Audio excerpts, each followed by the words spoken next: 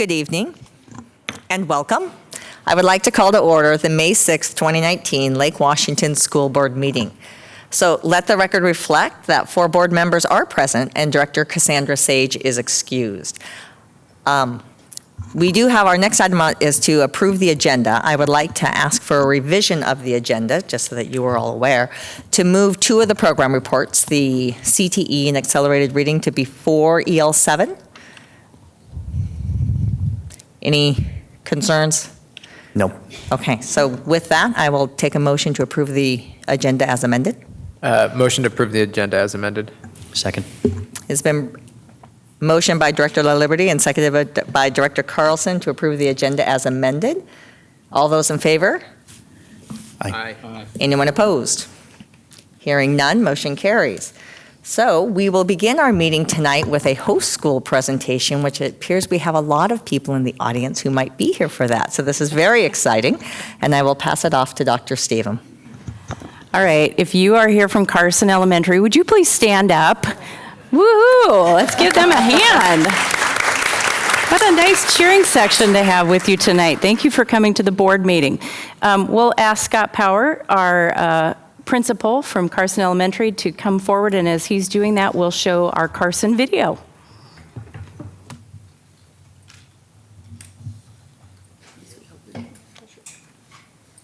Well, I just want to say, there we go. I just first of all want to say thank you to the Board of Directors.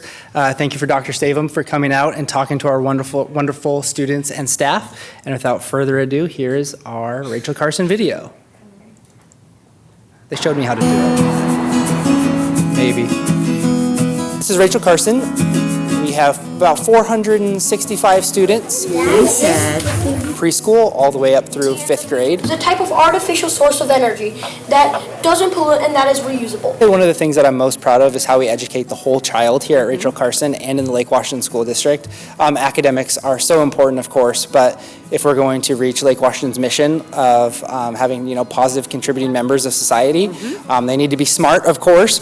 I chose this article because petroleum can be converted to gasoline and gasoline powers cars. They need to know how to work well with others. Look like you knew a lot about your presentation. Be kind, be compassionate, understand differences, respect differences. What have you learned about giving and receiving feedback to your classmate?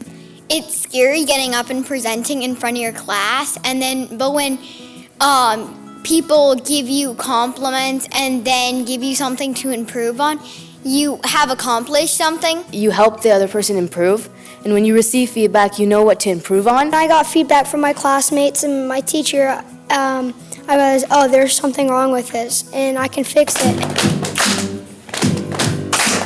Wee Willie Winky runs through the street. Daytime, nighttime, jamming to the beat. Laughing with his family, grinning with his friends. When you hang with Willie, the party never ends. They have some wonderful illustrations here that look like have come from a recent visit. We were fortunate enough to have Dana Sullivan come and visit the kindergartners, the 1st graders, and the 2nd graders. He spoke to the kids about the writing process, how he gets stumped even, as a famous author himself. He talked about why he wears his slippers when he's, writing his stories. And then he finished up the presentation with some really neat sketches and just really got the kids excited about, reading more books. Are you really going to have to dig back into the depths of your memory to think and answer some of these questions? One of the biggest things is to provide people time to collaborate. The staff is fantastic. The parents are amazing. What do you have on your head, Kenji? A hat for the 3 Piggy Opera. It's actually a musical. Does that have something to do with the story of the 3 little pigs? Yes. You can easily see that there's 4 of the next color. When we have all the wonderful minds come together, instead of working in silos, we've heard teachers today talking about teaming and working well, sharing data. So I think that's essential to running a great school, is providing that time and that space. What year are you all going to graduate? 2030. Your most favorite thing about 1st grade was? You have nice friends and nice teachers. You get to have fun activities. You get to have science and writing. Everything. Rachel Carson is split up into different pods, and we try to keep each grade level together so that they can utilize that pod space, working with parent volunteers, our instructional assistants. So right behind us, actually, since the latest levy just passed, we will be building on top of our current green pod, which is our kindergarten wing. Rachel Carson is that she was an environmentalist. So that is part of the namesake, and that is why we have the different lighting and the different energy efficiency and the green roofs on multiple different levels. The kids right now are participating in a used book sale. So the kids brought in lots of books, brought them to the classrooms. They were all organized by the parents, and there's incentives. You know, if you bring in some books, you get to take one for free. So they like that. But really, definitely at Rachel Carson, I think there's a fever for learning, and they get excited about the opportunity to bring something home. You look like you have some really great things in your sack. What did you get? I got dinosaurs. Yep. I got sky and earth. Yes. I got creepy crawlers. I got these books and this other toy that's bingo. Science play. Oh, that sounds like fun. Any good reading this year? Maybe like all the Narnia books. Oh, the Narnia books. Some of my very most favorite books are the Narnia books. You have the perfect square right here. One thing that we love to highlight is our social emotional learning.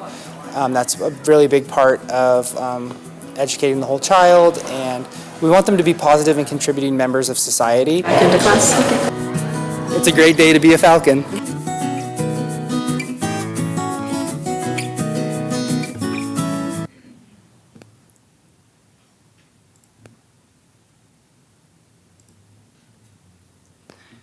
It's a great day. To be a Falcon! Yes, it is.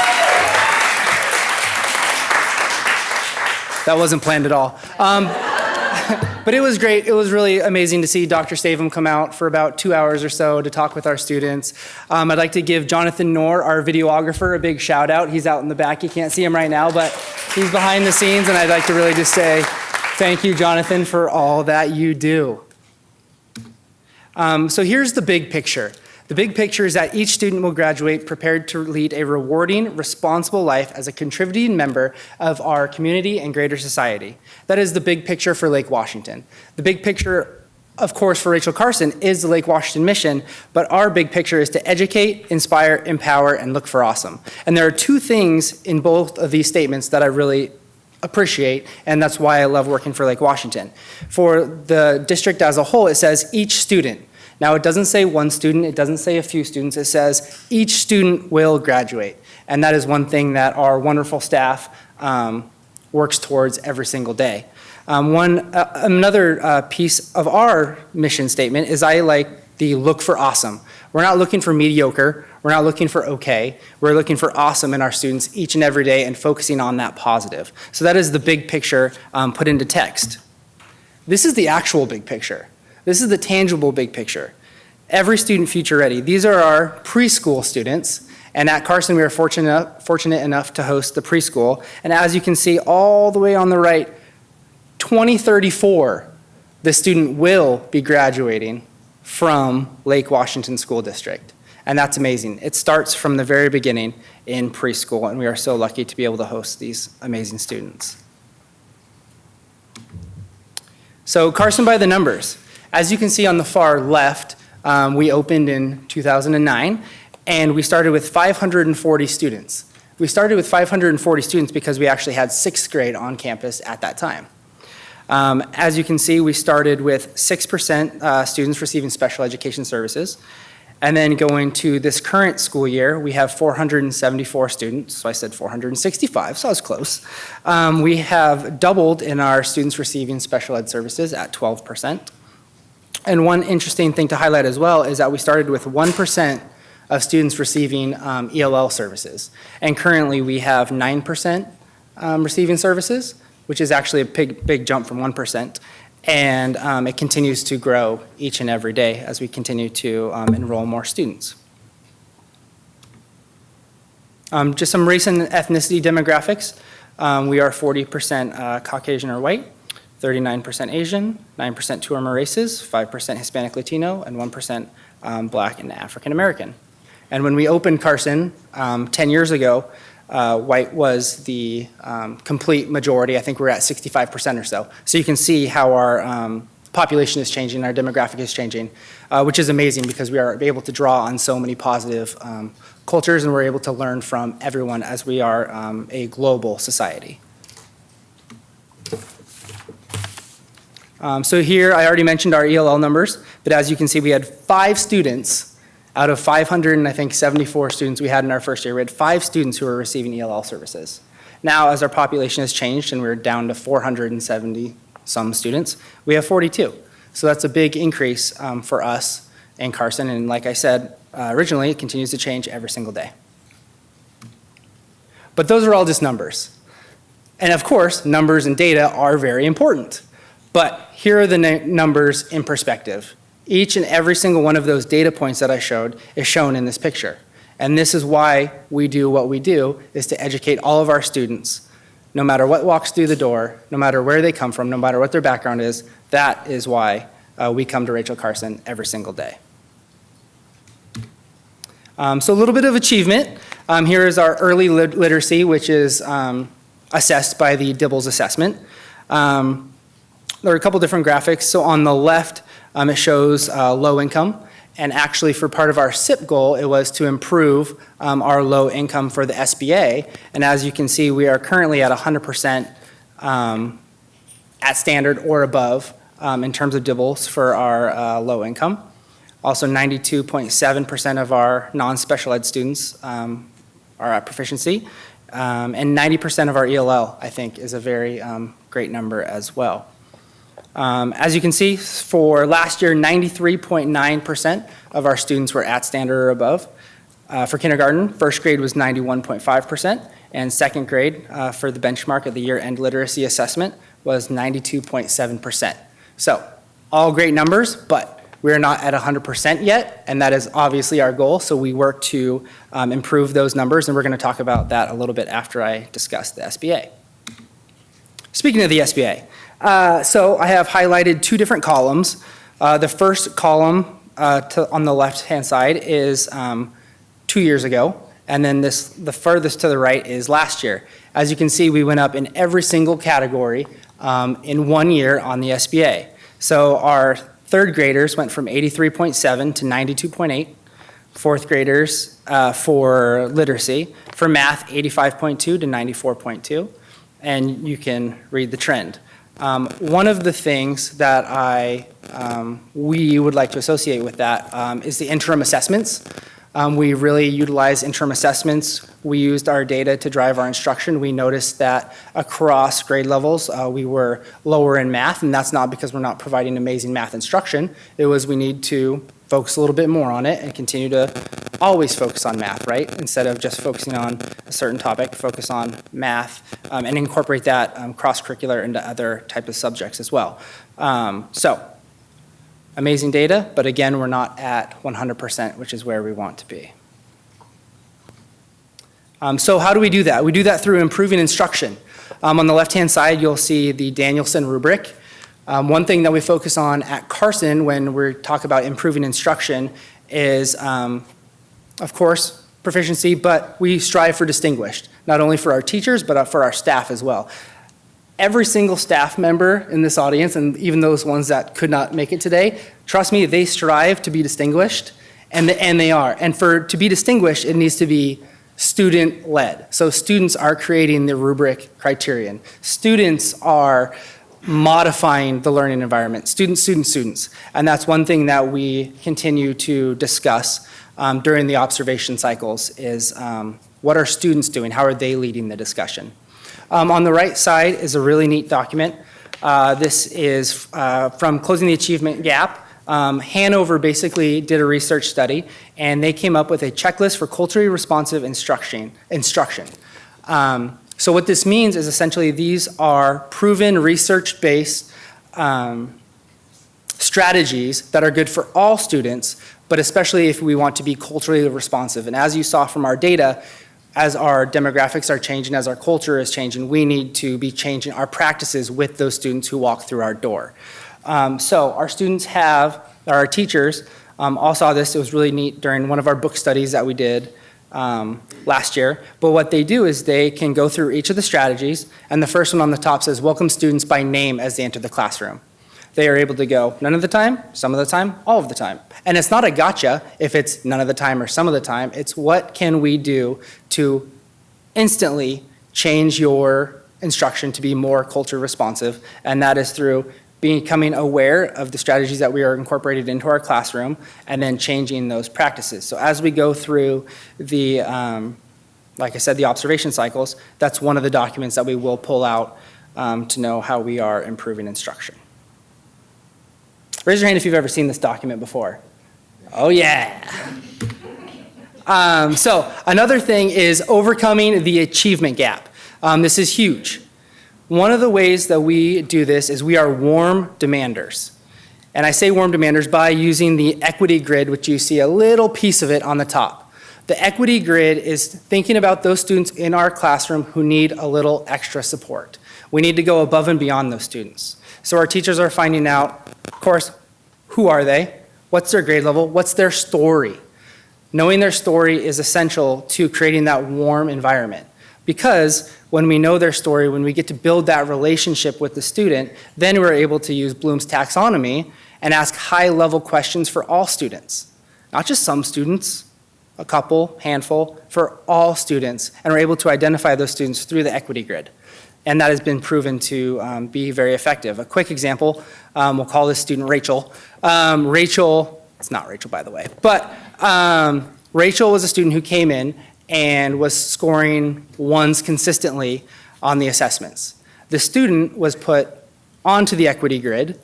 The teacher found out their story, found out what makes them tick, spent that extra time building that relationship and making the student feel comfortable, having the student trust the teacher. And instantly when they had that trust built, they were able to take those educational risks. And when they're able to take those educational risks, now they're scoring at standard or above. And it took a whole year, and we're not done with that student. But the neat thing about the equity grid is that student was on the equity grid, and that data will be passed off. So that next year's teacher won't be wondering what their story is. They'll have to get to know them personally as well, but they'll already have a leg up on being able to educate that student appropriately. Like I said in the video, Carson is, of course, academics are very important, but we also like to educate the whole child through social emotional learning. Our students take the Panorama survey, and we don't just take that survey just to take a survey. We take that survey, we use that data, and our counselor is able to modify her instruction based off of Carson's specific needs, which is important. That's what we do at Carson is we come up with their specific needs, not just what a typical fifth grader needs, it's what do our students who are sitting in our seats need.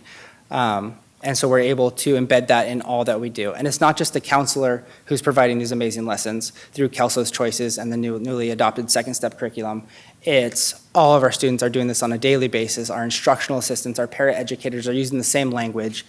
So they're not just getting it in the classroom, they're getting it throughout our entire school, and that is really embedded into our culture. As I said, we educate the whole student. So on the left-hand side is an awesome picture.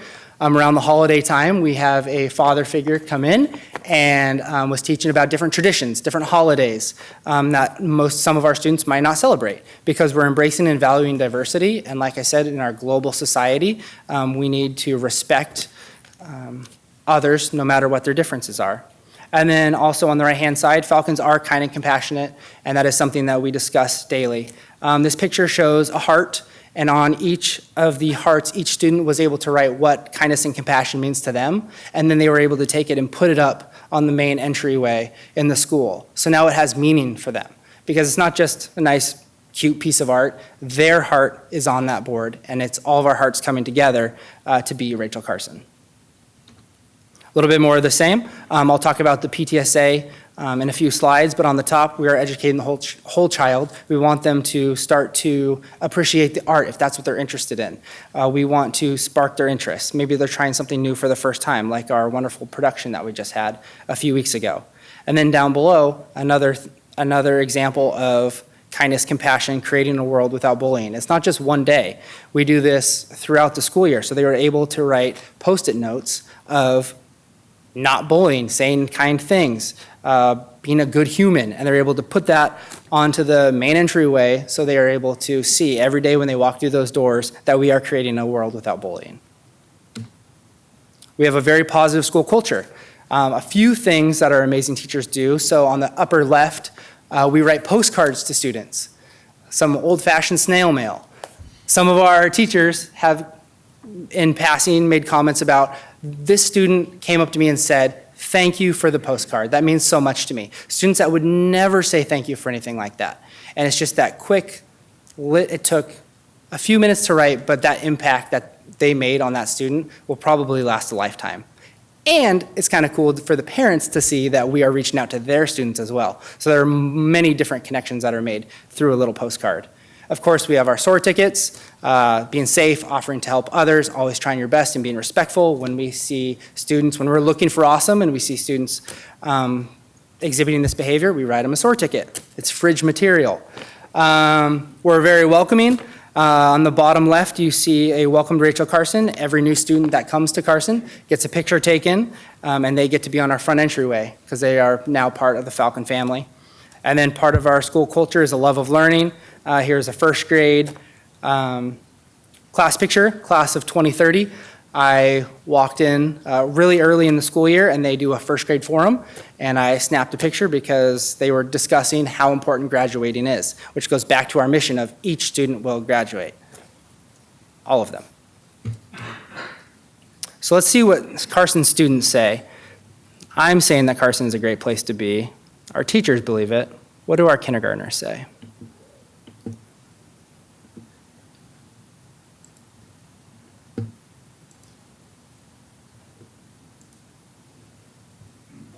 The best school is Carson because I like my teacher. The best school is Rachel Carson because it is fun and it is important to go to school. 3. The best school is Carson because I like my school. It has monkey bars. School is Carson because we are Falcons. We try our best. The best school is Carson because it is fun and we are smart. I thought that was really cute.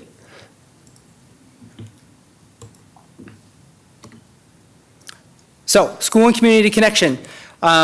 Big part is engaging our community.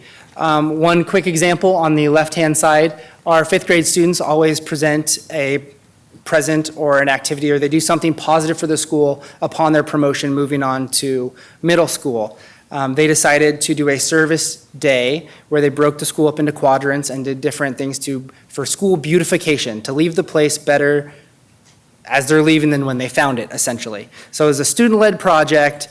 They did amazing, and then at the very end, we had trash bags about this tall full of stuff that they had found. Well, we didn't necessarily plan for that, so we engaged the community, called 1-800-GOT-DRUNK, plug, and they came out and they picked up the trash. The students thought it was amazing. They got to see about recycling and proper waste disposal. So it was a great lesson when at first we were a little nervous of what are we going to do with all this stuff. So 1-800-GOT-DRUNK, engaging our community, came through. It was a great learning experience for all. And then also just on the right-hand side, working with Eastlake High School, we're part of the Eastlake feeder pattern.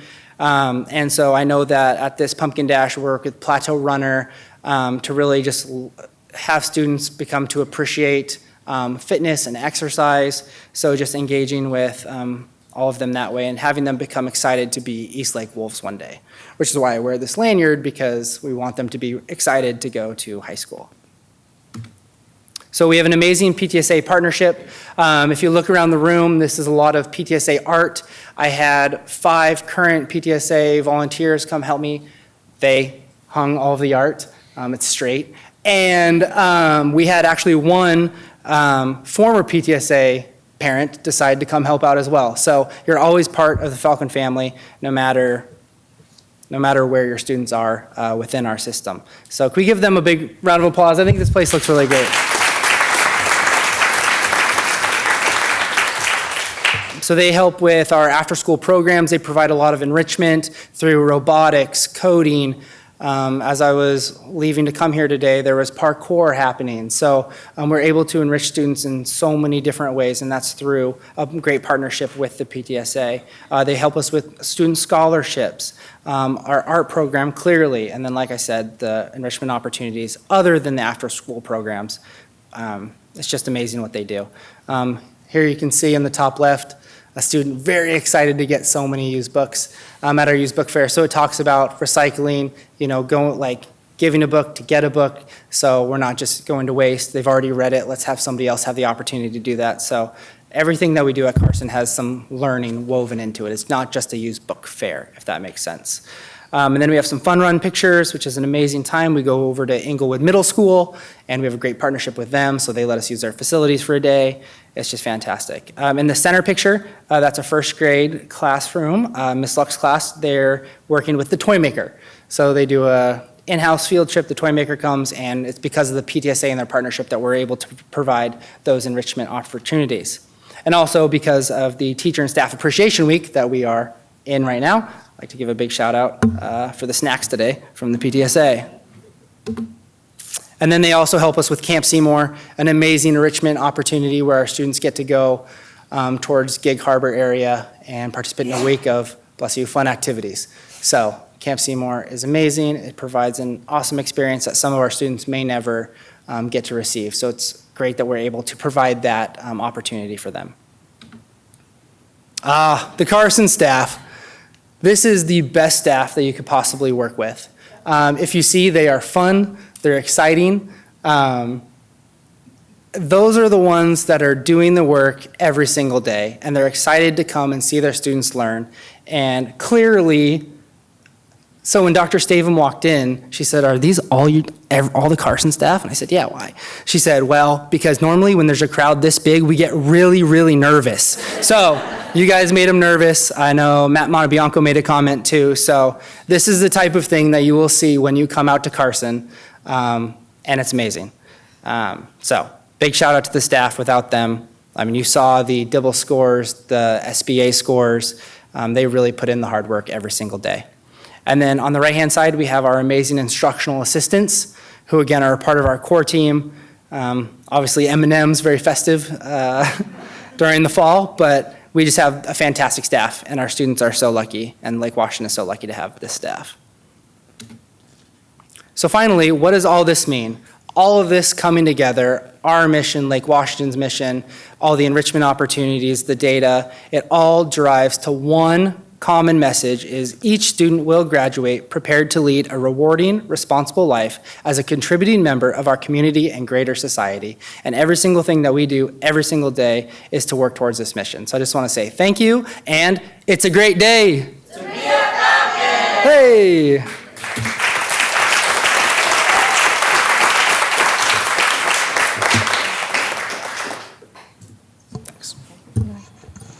Thank you very much, and thank you for coming. I have to say, Carson has the dubious distinction of being the first elementary school that's going to have a spin-off, because there was a classroom that I stopped in where I had such an interesting conversation. I asked Mr. Nord to make another separate video because the kids' comments were so amazing. We were talking about feedback, and so that's cumulative work that all of you have done as kids have gone through the years, and it was very evident that they are more proficient than sometimes adults are in giving and receiving feedback. So they're going to serve as models for our district through another video. So thank you for a great visit. And I'd just like to say thank you very much on behalf of the board for coming and presenting and having such a fabulous presence. I appreciate the whole view, and I would imagine the board would agree, along the holistic approach in that it is about the whole child and bringing everything forward. So thank you very much for all the work you do day in and day out with our kids. And so from there, I'm actually going to move on to public comment. And so I would like to start with that the board does value engaging with the community and hearing directly from the public, and there are many ways in which to share your And so I'll say, thank you very much. You can go. I know you have early mornings tomorrow, so please feel free. Appreciate your presence at this time. So for public comment, you can communicate with the board in multiple different ways. You can do it through email, through board, through a one-on-one meeting if interested, as well as through public comment here at our board meeting. And we do this public comment as time reserved during our work meeting for the board to hear directly from the public. So please note that public comment is not a question-answer session with the board. The board and superintendent will not respond to community members during public comment, as our goal is to listen and learn from you. We are committed to ensuring a response to your comments, so if you have any written documentation, please feel free to provide us with a hard copy or electronic version, and we will, as well as your contact information, and we'll make sure to follow up. Typically, the board will allow up to 30 minutes on the agenda for public comment if there are a number of people signed up. And each individual is provided up to 3 minutes to speak, and in order to ensure that we hear from a variety of people, individuals cannot share or donate their time to others. It's important for all our community members to feel welcome and safe during the board's business meeting. We do not take public comment on issues related to personnel, or individually named staff at board meetings. Audience members are expected to treat all attendees with respect and civility. And then what we would ask is when your name is called, please approach the podium, speak into the microphone, and give your full name and school attendance area for the record. We do have a stoplight system, and that will show you a yellow light when you have 1 minute left, and a red that signifies you have 3 minutes, or actually your 3 minutes are over, I'm sorry. Please conclude your comments at that time. So the first person we have signed up to address the board this evening is Zach Benzawi, and please correct me if my pronunciation is not correct. So please come forward to the center podium and give your name and school. Hello, Dr. Stavum, and what was that? Hello. And Lake Washington School Board. So I'm Zach Benzawi. I'm a junior at Lake Washington High School. So I'm also a student member of Sustainability Ambassadors, which is a nonprofit organization based in King County with the mission of empowering youth to catalyze community sustainability. The organization provides the student ambassadors in the program with over 180 hours of professional training in what we like to call our 4 Ps: policy analysis, performance assessment, project management, and public speaking. So today I'm here to briefly inform you about a few events centered around environmental sustainability and involving my organization's sustainability ambassadors. The first is a city's climate summit on May 11th, hosted by People for Climate Action, a group made up of dozens of environmental stewards from around King County that are highly interested in making sure that our cities are actively maintaining their commitment in the King County Cities Climate Collaborative, K4C. So we have some really fantastic guest speakers lined up, including Susan Anderson, the former climate planner for the city of Portland, who will be sharing her experience working with a city that is on track to meet their goals for climate and, carbon reduction. So this event will be focused on inviting cities and citizens to collaborate to find comprehensive solutions to find the climate solutions that, the climate issues that we are facing today. And so we've already reached our capacity of more than 200 attendees. If you've already heard about this event and RSVP'd, we're really excited to have you there. And so if you're interested in learning more about the event, I sent an email to the board members' email this evening with all the information about it. And so the second event is directly hosted by Sustainability Ambassadors. This is our annual Lake Washington School District Community Sustainability Summit, which is again hosted by Sustainability Ambassadors. That's coming up on May 29th. So this will be our 4th Community Sustainability Summit, which will be facilitated by student ambassadors like me and hosted at Microsoft. Again, this is our 4th year in a row partnering with Microsoft, and we're really excited to make this the best one yet. And so the goal of the summit is to convene passionate student leaders in the Lake Washington School District with key stakeholders in our community, including business, city and county staff, school board, and city council, to collaborate and share successes in driving sustainability in the greater Lake Washington School District community. So in previous years, we've seen some excellent representation from the school district at our community summits. At our first summit, then Superintendent Tracy Pierce presented on behalf of the district. And last year we had Dan Phelan, former Director of College and Career Readiness for the district, attend and offered very insightful information in additions to our conversations. I only have 30 more seconds, is that awesome? So we'd love to see that trend continue and see representation from school board and key decision makers in the district this year. So we'd like to formally invite every one of you to attend the event to share all of the amazing progress that the school district has made this year in terms of meeting its goals for climate impact reduction, and engage with participants to drive sustainability in our school district. So we've already invited former superintendent and current director of college and career readiness, Tracy Pierce, to attend, and we'd love to see representation from the school board and other key members in the school district. So if you're interested in attending, information regarding the upcoming community summit is in an email I also sent this evening. So thank you for listening. I look forward to seeing you all on the 29th. All right, thank you very much. Appreciate that. I'm pretty sure we have the dates and appreciate the invitations you sent out too, and we'll follow up. Thank you. Appreciate all the work. So the next name I have is Rodney Thornley. Oh, welcome. Thank you very much. That's Zach, one of my former students back there. I could never say his last name either. I had him for like 3 years. And I was just thinking in 2034, they open the light link rail down in going down to Tacoma, and I'll be 88 or something like that. So my name is Rodney Thornley. I'm a fitness teacher at Rose Hill Middle School. I've been in the district since 1974, 2.5 years as a substitute, and 42 and a half at Rose Hill Middle School. I coach basketball, I coach track, I coach badminton, I coach regional girls basketball. I run the WTI program at the school. That's anti-drug program. And I'm a WE rep. I love working in this district. I've been doing it for so many years. I had a message for Dr. Staven that I sent on the email. And before I left, I noticed that it never got sent. And it probably would have answered my question. So I'm just here because I want to make an appointment with one of the board members. And as you said in your little statement, that can be done. So that's what I'm going to do, and or you guys can call me. Somebody can call me if you have a real interest in what I sent you, what's in front of your desk. Please give me a call, or I'll seek one of you guys out. But I just wanted to be on TV, so that's why I came down here tonight. So that's it. Thank you very much. Thank you. And so the next individual that we have signed up is Mr. Bob Yoder.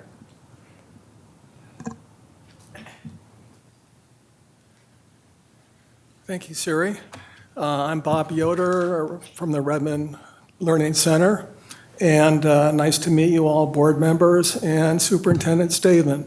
I did enjoy sitting in on the start time study session, and we had a really good meeting afterwards with Shannon, the Director of Communications, and who was nice to invite us to see Matt, the associate superintendent, Matt. I call him Mem. I don't know how to pronounce his last name. Anyway, there was a discussion, and I mentioned this briefly, that to Siri, that there is a real transportation problem with student start times. And the whole thing kind of focuses around the Redmond High School, the high schools. It has to start from there and go on down. Well, there was a discussion on the Microsoft shuttle, the vans, and whether or not that's been considered. A lot of the parents go to Microsoft. They might have some ideas on implementation. So I just wanted to bring that to your attention. I did send you an email earlier, and I'm just reading it for the records for the viewing public. And I put my glasses on to read it. It says, according to the state auditor's report this month, Washington has the 8th highest rate of identified student homelessness in the country. The number of identified homeless students in Washington's kindergarten through 12th grade education system has grown to more than 40,000. This marks more than a 30% increase in student homelessness between from one period to 4 years later. And I had some rhetorical questions that I asked the school board, and maybe I'll get a response from you on them. And then the other thing, I found this new legislation that I think Eric's on the legislative committee, that's on the homeless student support. They passed, the Senate and House passed a bill that requires all K through 12 public schools to establish a building point of contact who is responsible for identifying homeless youth and connecting them with the district's homeless youth liaison. And I'm just hoping that you do have that point. I'm sure you do, that point of contact, and that you have a youth liaison. Thank you. Thank you, and we do have your contact information, and so we will have Dr. Stephen follow up on that and be able to get a response. So with that, is there anybody else in the audience who did not get a chance to sign up for public comment who would like to respond? Or have, okay. Then with that, we will close public comment. So our next item on the agenda is the consent agenda. So I will now entertain a motion to approve the consent agenda. Move approval. Second. It is moved by Director Carlson and seconded by Director Liberty to approve the consent agenda as presented. Dr. Staven, will you pull the board? Eric? Yes. Chris? Yes. Mark? Yes. Siri? Yes. And Dr. Staven, could you please review the donations?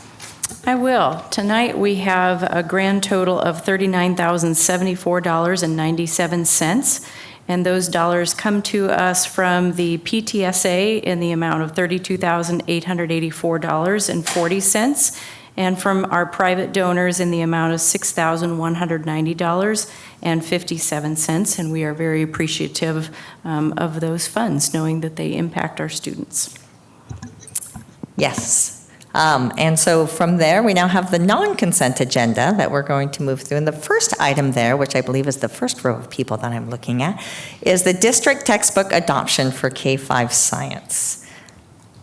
So Dr. Staven? Yes, Dr. Jen Rose is going to join us. Jen is the Director of Teaching and Learning, and she'll give us an overview to the point where we are now, where we are ready to adopt materials.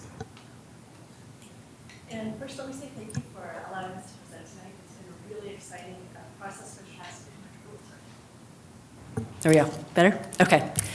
Again, thank you so much for allowing us to present tonight. We've been working on this for almost 2 years, and it's been a really exciting and satisfying and affirming process.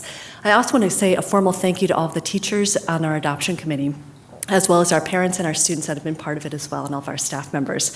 It's been something that we've been, like I said, doing for about almost 2 years for a number of different really passionate reasons. So our goal tonight is to review our science adoption process with you, to share some of the key elements of our recommended curriculum and why we're so excited about it, and to share some of our next steps if there is approval tonight, and see what questions you might have for us. So every meeting that we had was grounded in our mission and our vision. We were deeply committed to thinking about every student being future ready, and every meeting we started with thinking about our connection, our value, and our challenge for students, and how all of these were connected in a daily way to science instruction and to ensuring that we met our strategic goals as well in multiple ways. We also, as a science committee, as an adoption committee, took our purpose very seriously in thinking about science, and we opened every meeting thinking about our purpose of each student graduating prepared to lead a rewarding and responsible life as a contributing member of our community and greater society through science instruction that is rigorous and relevant, innovative and individualized, and equitable and exceptional. Our purpose was also deepened and strengthened by thinking about the next generation science standards. And those standards come from the framework for K-12 science education back in 2012 that really were thinking about science as a vision for equity and for deep instruction that empowered every single student and thus every citizen. The standards were developed based on that framework, and that process was something that was managed through over multiple states, through multiple stakeholders in science education. And were adopted, the standards were developed in 2013 and were adopted in Washington State in 2013. There were some fundamental changes in how we thought about science education with those standards. And some of those included moving from memorizing facts and terminology to thinking about why those facts and terminology are important in context, and how those were in service of student argument, student critical thinking, and thinking about students constructing their own knowledge. It was also moving from teachers being the primary source of information to thinking about how students conducted information and conducted investigations, determined information, and how they really engaged in deeper level thinking by solving problems and engaging with each other.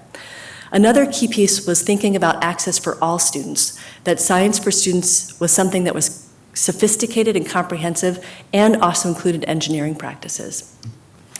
When we looked at our need for a new curriculum, we looked at our current curriculum, which is the FOSS curriculum, which was based on outdated standards, did not have the engineering embedded, and was an older model of curriculum where what we bought in 2004 was what we still use today. What we wanted in the curriculum that we looked to adopt was something that was aligned with next generation science standards, was something that was dynamic and authentic and students could see themselves in it, that it was relevant on a daily basis, that it used research-based practices as well as updated content. And that was really important to us, that whatever curriculum we looked at wanted to be something that was dynamic, that as the world changed, that the curriculum itself would change with it so it would stay relevant and engaging for students. Our adoption process followed our typical adoption process, where the adoption committee last year spent the entire year learning about effective practice, developing a deep understanding of the new standards, and with that we continually brought teachers along with us, and we trained all elementary teachers in the new standards as well. In the first year, we also used our district rubrics and refined them based on NGSS, on the science standards, so that in year 2 we could finalize those rubrics, continue standards training for all teachers, and then review and pilot materials in schools. We recommended a curriculum to IMC about a month ago, and last Thursday IMC approved it, and we are now in year 3. If it is approved tonight, planning on implementing the curriculum and continuing professional learning for all teachers, and monitoring implementation so that it is with fidelity. Our adoption committee had over 30 members on it that included teachers, administrators, schools from parents and specialists, and schools from all learning communities. And it was important to us that we have a balanced representation of kindergarten through 5th grade teachers, and that we have that additional specialized knowledge from our specialists, so that we could look at the curriculum from all different grade levels and from multiple aspects to make sure that we could implement with fidelity and it really fit our district. We continue to update the community with, starting in 2017, with updates on our district website. For parents of students that were piloting, all parents received a parent letter with information about the curriculum in January of 2019. That information was specifically shared with them at conferences. We also had a parent information night in March, and a direct email to all elementary parents with access to the curriculum and a request for their input. We kept information going through our Connections newsletter with an update on the adoption process, and again through Connections, an update for feedback with digital access to anyone who was looking at Connections. We engaged our teachers on a monthly basis through our elementary newsletter. We had an article every single month that either focused on adoption updates or on next generation science standards implementation. We facilitated through the adoption committee teacher learning sessions, LEAP sessions in building that happened last year and this year. And this year we also brought on another group of teachers from all buildings so that we could have both a primary and an intermediate teacher in each building that were trained to support the adoption and implementation.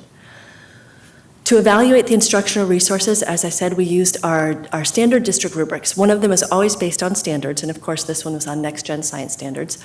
One's assessment, and then effective practice, organization and design, and digital resources.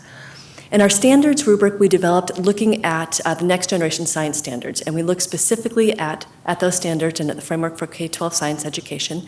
And we also engaged in deep learning with the University of Washington College of Education, looking around what are the effective scientific instructional practices to teach science in the 21st century.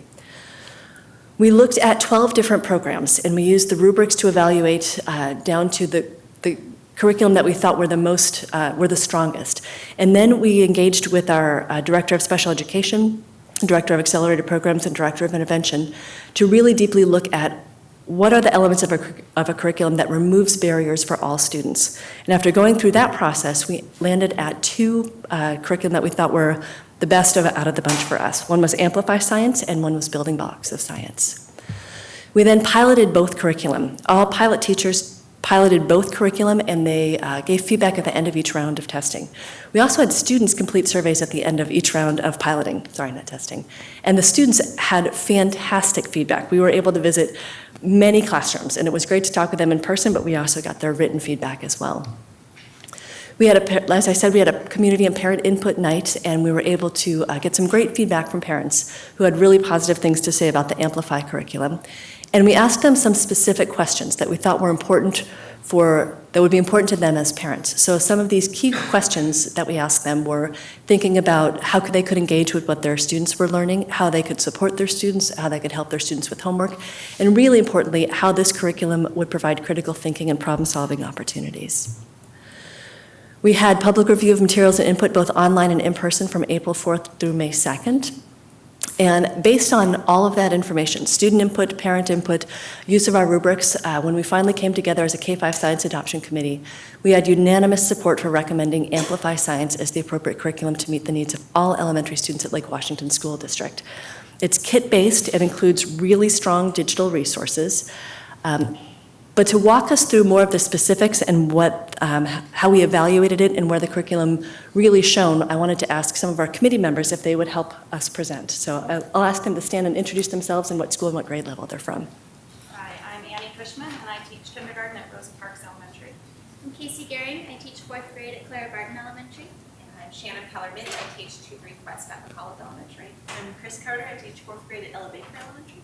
I'm Michelle Cody. I teach 2nd grade at Franklin Elementary.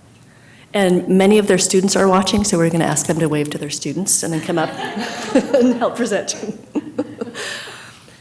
So, of course, in any curriculum, focusing on the standards is going to be absolutely essential. And we found that Amplify Science really focused on the next-gen science standards in a way that was rigorous and relevant. This one. Okay, the core to teaching in GSS is the three-dimensional learning, and these are the pillars that basically support each of the standards there, which are now known as the performance expectations. There's science and engineering practices, cross-cutting concepts, and disciplinary core ideas. The disciplinary core ideas, these are the core ideas that students need to know. They are broad in importance within or across the sciences and engineering disciplines.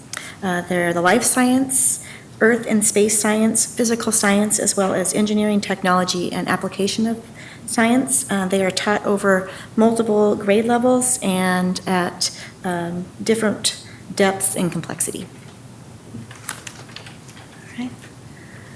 So the second part of that strand would be the cross-cutting concepts. And this is where NGSS is something we're really excited about, and Amplify was a curriculum that really supported the shifts in science education, because it's moving away from just content into these big ideas that kids can take to different content areas that they're interested in, and even different subjects. In kindergarten, they might see systems and system models, and then in 4th grade, it's revisited. They go a little deeper, they're seeing it with a big different content area, but they're understanding that big idea that systems are parts that function together to serve a purpose, cause and effect that we're hitting in ELA or in mathematics. They're also revisiting in science year after year and really building a deeper understanding, which is neat to see. The third part of that strand would be the science and engineering practices. This would be the things kids do. And while we're, of course, focused on them doing them in science and engineering, it was, again, stuff that they could really relate to other content areas. And the curriculum did a good job of building those supports in for teachers. So things like designing an argument using evidence that we would see in our ELA instruction, they're having in their science content. Things like developing a model and using it to present an argument we're seeing visited in kindergarten, again in 4th grade, and even within a unit, they devise an initial model and then revise it as they deepen their learning and their understanding, which really supported all learners and allowed us as teachers to evaluate along the way and assess, look for misconceptions, and help them correct and kind of refocus.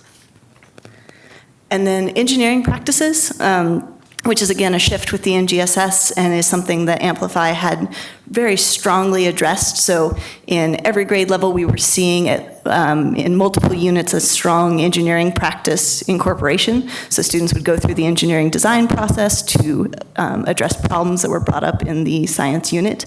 Our kids were excited, they were engaged, they loved being problem solvers. Many of the units had them take on different engineering roles. I know my fourth graders were systems engineers, solving issues with energy grid in the city of Ergstown, and they were wholeheartedly into it and feeling like they could become those scientists and those engineers down the road, which was fun to see. One of the other things that we thought was really important was that any curriculum that we look at have embedded effective science instructional practices. And when we think about each and every student being future ready, we thought that Amplify was really innovative and individualized. Okay, so Amplify is phenomenon driven. So those anchoring phenomenon are modeled after real world problems. So in my kindergarten classroom, when they were studying the needs of plants and animals, they noticed that the monarch caterpillars were no longer in the vegetable garden that had been converted from a field. So after readings and research and experiments with plants and water and light, they ultimately designed their own garden that supported the plants and animals of Mariposa Grove.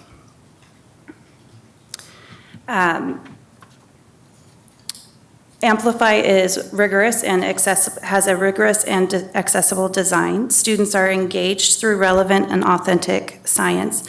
When I asked my kindergartners what their favorite part of Amplify was, one of my kiddos responded, "I like that we helped them," referring to the Mariposa Grove children.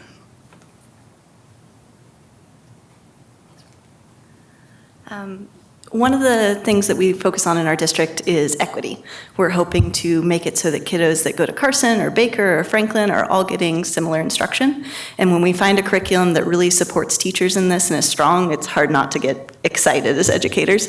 Amplify had a ton of embedded lessons, meaning I'm not going and making my own literacy connections that my kids get because I like science, but they won't see it at another school in another grade.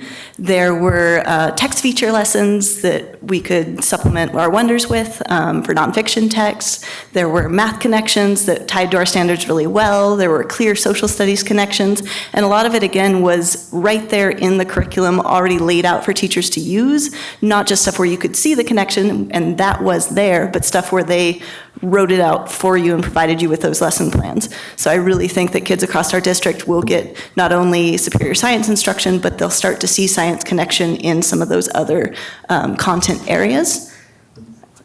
The digital books were one of the things that will help with that.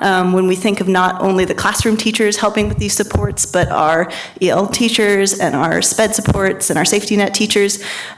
Currently on the model, I, as the classroom teacher, kind of manage all the supplies, have all the books, have all the materials. Once we open that up and make it digitally available, kids can access it at home. Other teachers in our school can follow along or support different small groups. Our IAs could get on it. We really would have a more equitable approach to access to materials. There's also that ability to have it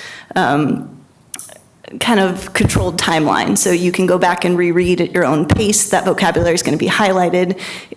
There's some language options that we're looking into as well. So there's some really neat aspects to the digital books. The resources were fantastic as well. The simulations were something we wanted to highlight. They tended to relate to the content area and be something that students would go back to the same simulation time and time again, but using it on a deeper level each time. I saw students that came in with less of an understanding of science really be able to formulate that concept and that idea, and some kids that were coming in at a higher level were able to make further connections, kind of some math or some real world, but present back to the class in a way that their classmates understood, so the overall level of understanding really rose together. Most of the simulations had multiple stages, so day one, we would go through an energy conversion sim and just see what kind of inputs and outputs we could play with. And then on day 2 or 3 with that same simulation, we'd be analyzing it and it would give us graphs as far as input and output with numbers. And now they're seeing what units of energy are going in, what's coming out, what's waste, what's conserved, and really getting that idea further in being able to construct arguments based on evidence that they're gathering and collecting. The Sims would be available at home, they'd be available in small groups in another room, so again, we're seeing that equitable access across the district.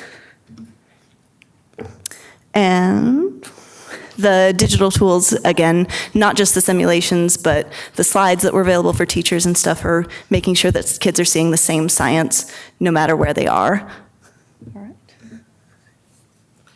Another rubric and a lens that we used was thinking about how the curriculum itself was designed so that students could access it in a way that made sense to them, and that teachers could look at all the different ways that students could learn so that everyone had access to it. So one of the things that stood out to me about this particular curriculum is the access to different readers for our students. As a classroom teacher, it's really important to have quality classroom libraries for students, but it is really difficult to build classroom libraries that focus on content areas. So this program actually has several different types of readers that are provided to every teacher. And so that having that access is awesome. These readers come in varieties. Most of them are nonfiction, but we do have a couple fictional books as well. One of the things that I like about them is not only are they high quality content rich, but they really do provide support to help our students to read, write, and think like engineers and scientists. For my class in particular, we were working around a phenomenon around why does a train float? Rise, float, and then come back down. What they were looking at, they didn't realize at the time, were maglev trains. But it was really cool because as they went through the process, one of the things that they had to do was write a letter to their made-up city Faraday to explain to the citizens why it would be safe to bring this train. And one of the readers that helped support that was one that was about the engineer who redesigned the Bay Bridge after 1989 San Francisco earthquake. And in that particular reader, it talked about his process as an engineer of what he went through and how he explained to those citizens of the Bay Area of why it was safe and to go across the bridge again. And so the kids were able to use that evidence to write their own essay to the citizens of Faraday to prove to them why it was safe. Not only that, the books are great for collecting evidence to support your claims, support your arguments that you have as you come through or go throughout the units. Another great feature are the modified handouts because we want to make sure that we are being as equitable as possible. We do have a lot of English language learners and special ed learners in our classroom or in our schools in our classrooms. And so we have access to modified handouts. So for example, instead of getting one student where they might have to write an essay, they may have to fill complete sentence stems or sentence starters, but still be able to demonstrate the same knowledge that the essay was asking. It's the same thing with the assessments. Our assessments are ongoing. They're a variety. So you're not just looking at an end of the unit assessment, you're looking at the diagrams, you're listening to their conversations, you're looking at their scientific explanations throughout the unit. It's constant, ongoing. But then at the end of each unit, so for example, again with my class, they were asked to finally write a letter about the maglev and what did they learn from it. And so they had to take everything that they had learned and apply it to that essay. Or they could choose to do the other assessment where it's the sentence starter. So they're still demonstrating the same knowledge, but it's a little bit more guided for them so they don't have to worry about all of the sentence formations and paragraph writing. So that was a great plus for us. Sorry.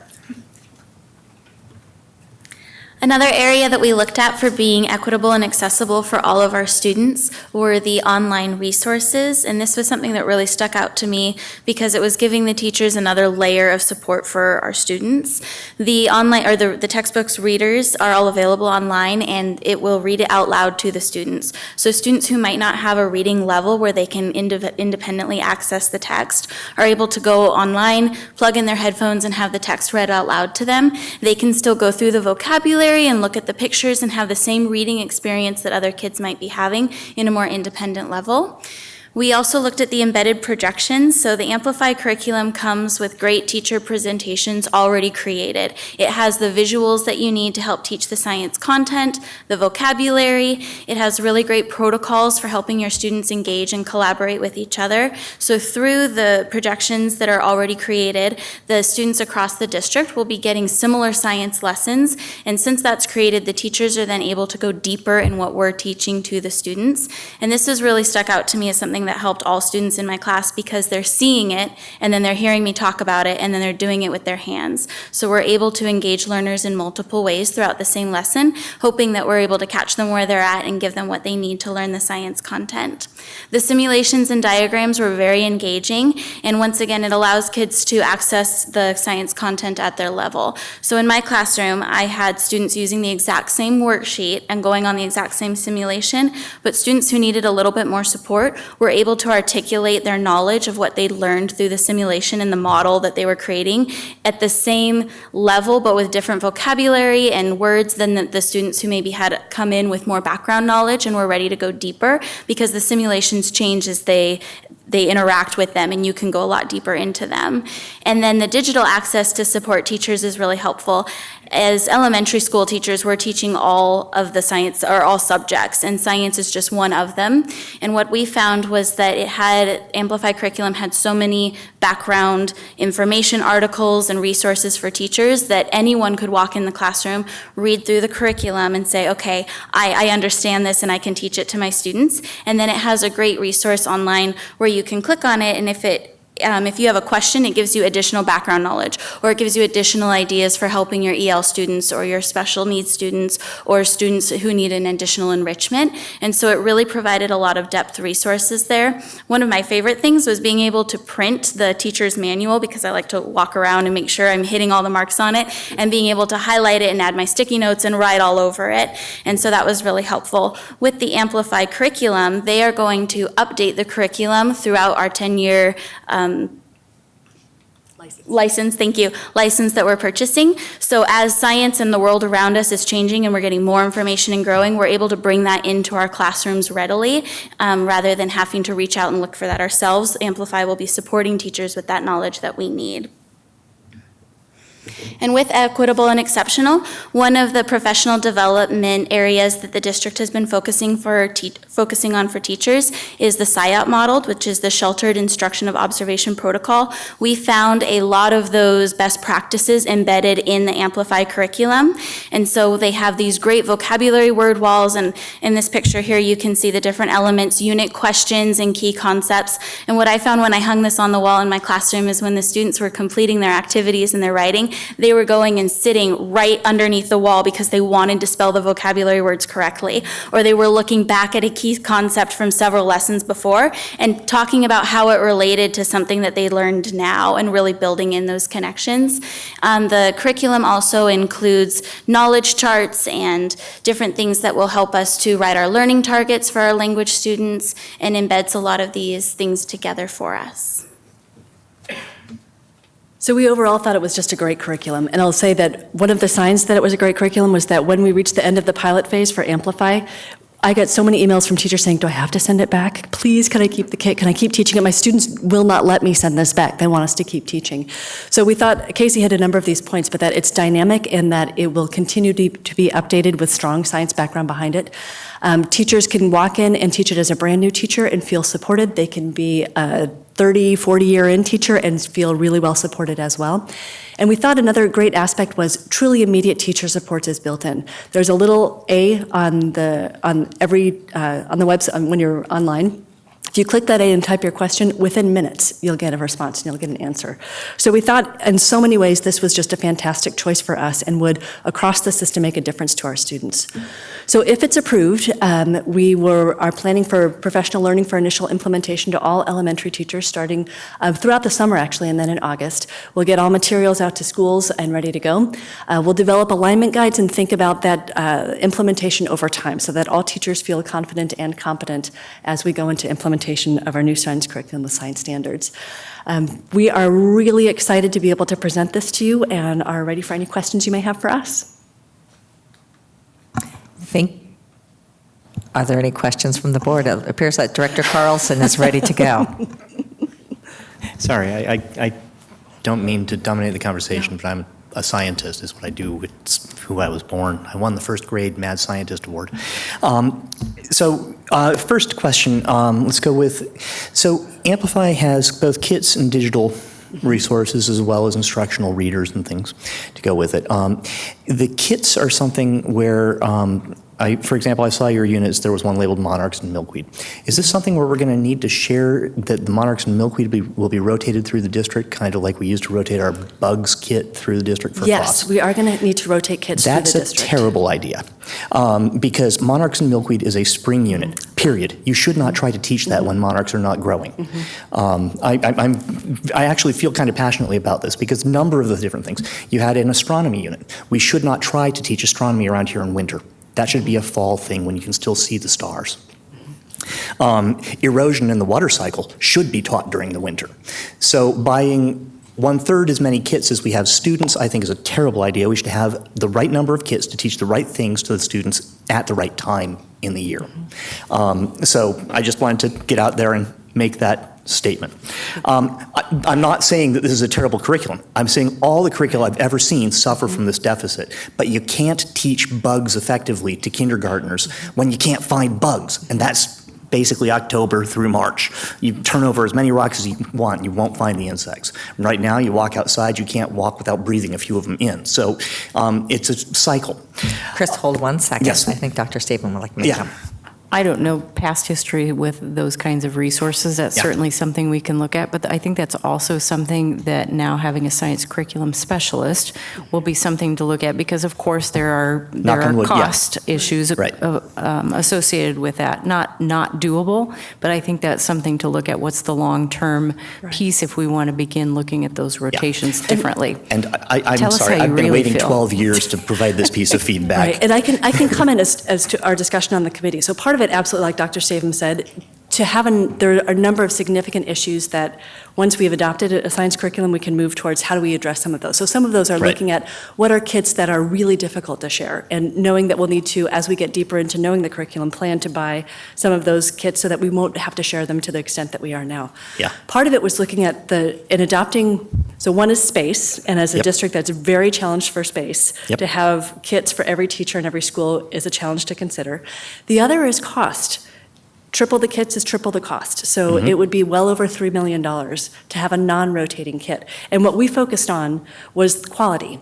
And absolutely, if we wanted just a digital curriculum, that was something that we actually kind of dismissed fairly early on. We could not find quality in looking at all the pieces that we wanted for our curriculum. So it was absolutely something we talked about. We went through the year saying it's very difficult to share.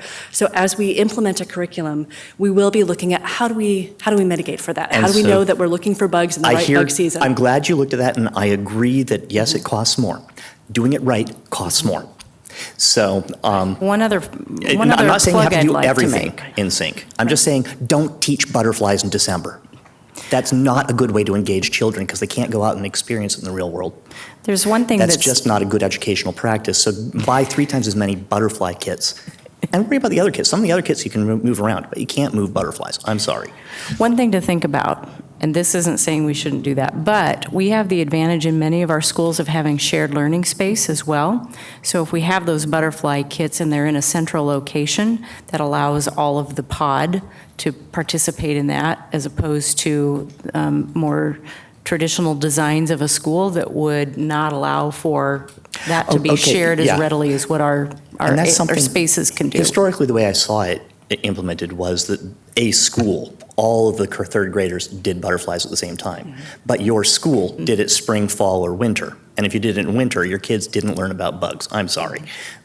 So anyway, I think, enough on that point. I've expressed that. I think the overarching concept is take into account what is being taught and whether it works seasonally, as in past experience, especially with the FOSS kits. I remember this, I was with the Lake Washington Schools Foundation as we were trying to address some of those issues of those kits. Make sure to take that into account as it goes forward. All right. Is that fair? Yes. Okay. So my next question is actually for our enthusiasts because I just want to get your honest feedback on, in my experience, if you don't have to simulate, you shouldn't. So are these simulations truly additive to the experience for the kids rather than doing something they could do in a tactile way? Yes. Okay. So there was hands-on as well. So Yeah. for my unit, it was energy conversion. Okay. They built a simple circuit, so they got the hands-on to understand that. Yeah. There was a big emphasis on systems, which was actually reading at the beginning. We demoed like a cherry pitter. Yep. Parts and Okay, functions great. came in. What the sim allowed us to do was build a variety of machines and run the numbers, which frankly they cannot do at that point. All right. So it gave I just us- wanted to make sure that simulations always, there are simulations in high school that make sense because we can't afford to do the experiment. If you want to measure the speed of light, we can't buy you the equipment that does that. But anything that we can do, you should do hands-on. So you've already given me the answer that I needed, and thank you for the backup. I'm glad that there's more than one point of view on this. So you're seconding that? Yeah, my unit was on Earth's features, and we studied fossils, and Yep. the simulation allowed students to analyze 6 different elevations of land and how water changed over 50,000 years, and we were able to actually create and see the fossils in the simulation, and one of my students said, "This is so cool because I would die before this fossil ever came to be," and it's absolutely correct. So the simulations are providing access to something that we can't see or we can't do in real life, and not necessarily because we don't have the money or the time to do it, but because we just won't live that long. Right. So it's for the experiments you can't do, and that's great. All right.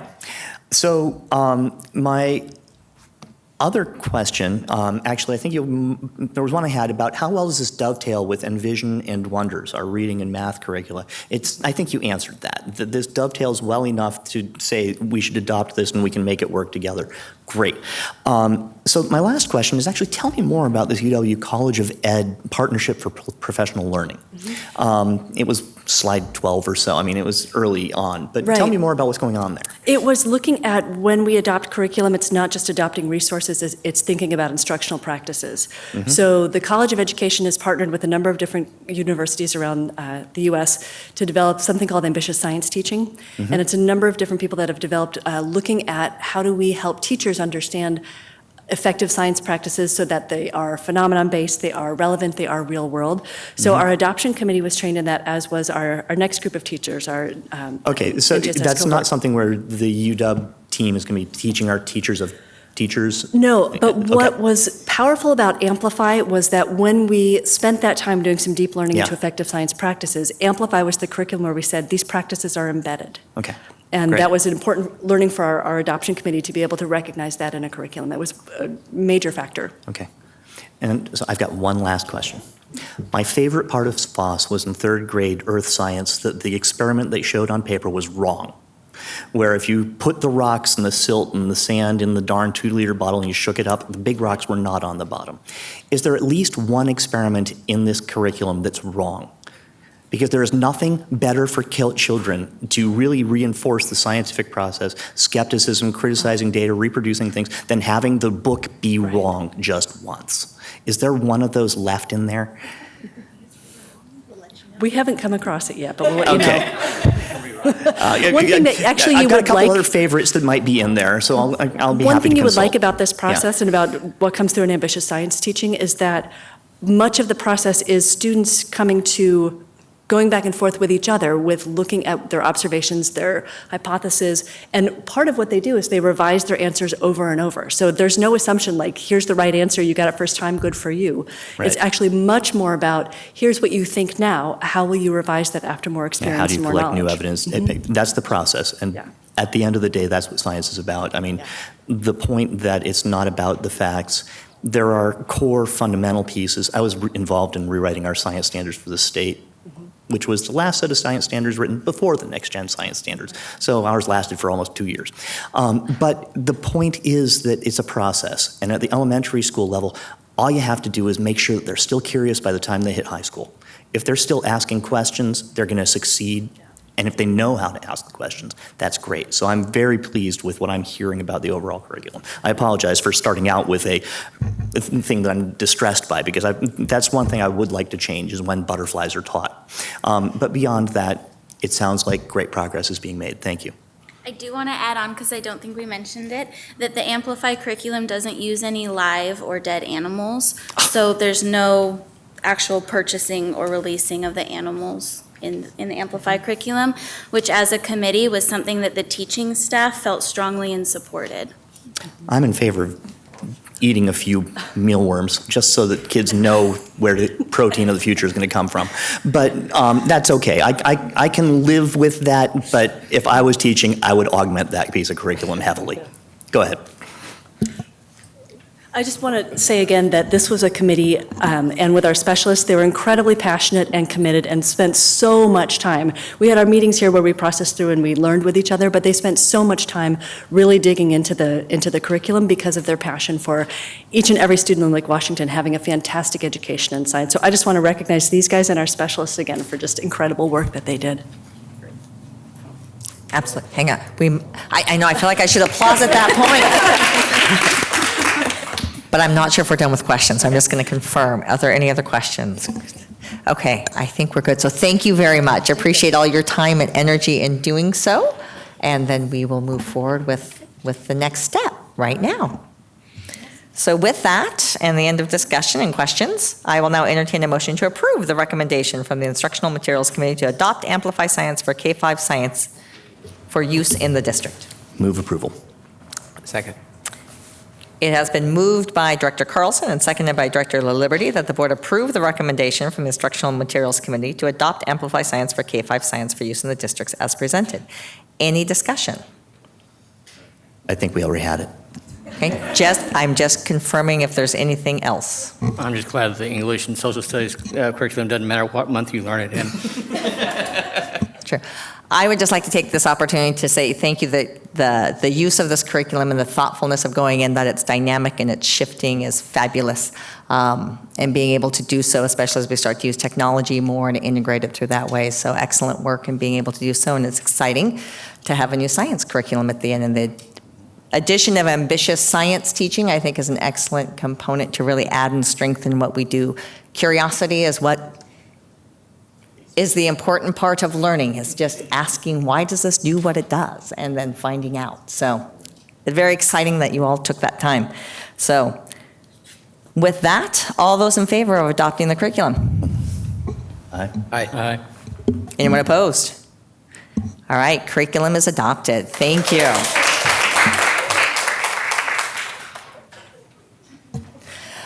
So thank you. And we are going to keep moving on with our next step, which is the repurposing of bonds, and you can decide if you'd like to stay for that discussion or not, or you can. They're really scientific basis for a lot of it. I mean. So thank you. So as I said, the next item on our non-consent agenda is to redirect bond proceeds and matching funds. So Dr. Stavum. Yes, and Barbara Posthumus will be joining us. Barbara is the Associate Director for Business and Support Services. And then after she shares some additional information with us, then we'll ask Siri to open a public hearing regarding that information. Good evening. Okay, so tonight we have a public hearing on redirecting our bonds proceeds and matching funds. So we, back in 2005, or the February 2006, we had an election for bonds to build modernize 11 schools and build one new school, Carson Elementary. And when that bond passed, we proceeded to sell $425 million out of the $436 million of authorization of those bonds over 6 years to complete those projects. Those projects were completed on time and under budget. And then in October of 2014, the board passed Resolution 2196, which authorized the balance of those bond proceeds and state construction assistance funds to be redirected to provide for additional projects to serve our district's growing enrollment.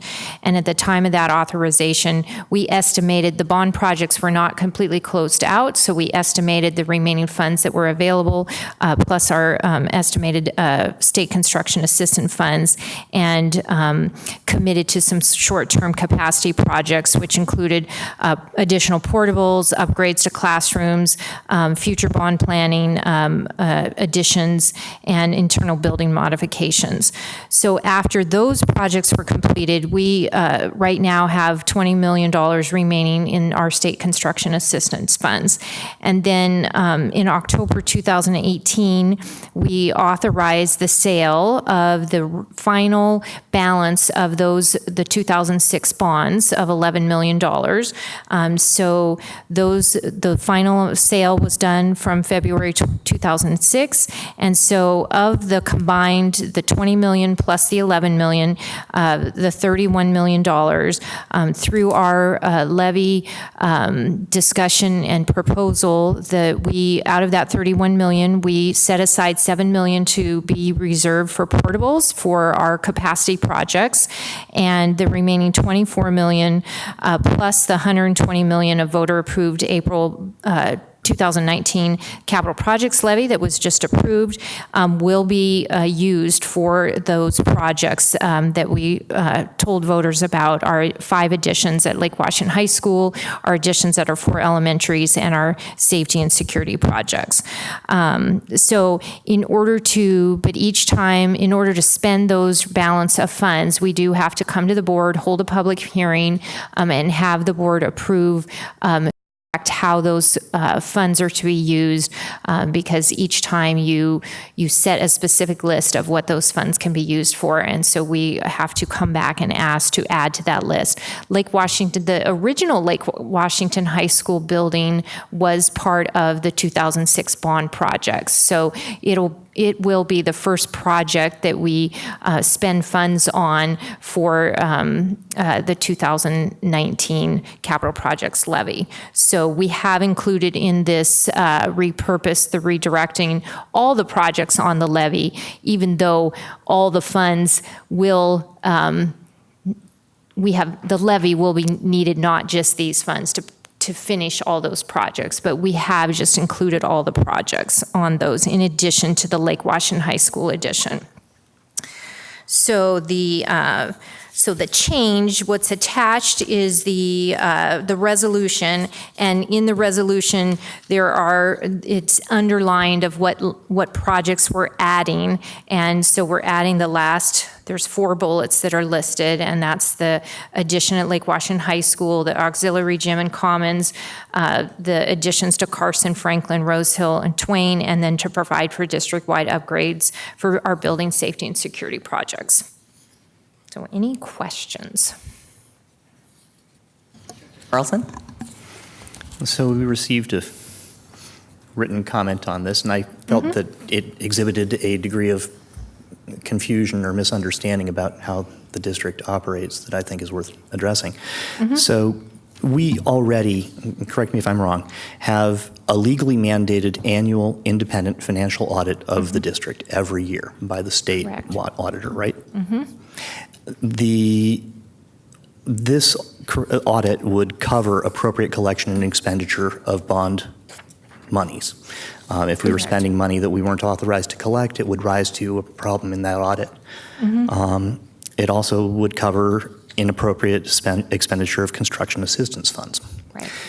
As such, the public comment on this that was submitted simply misunderstands that we already have every year, not specific to this, every year for everything in the district, an annual independent financial audit.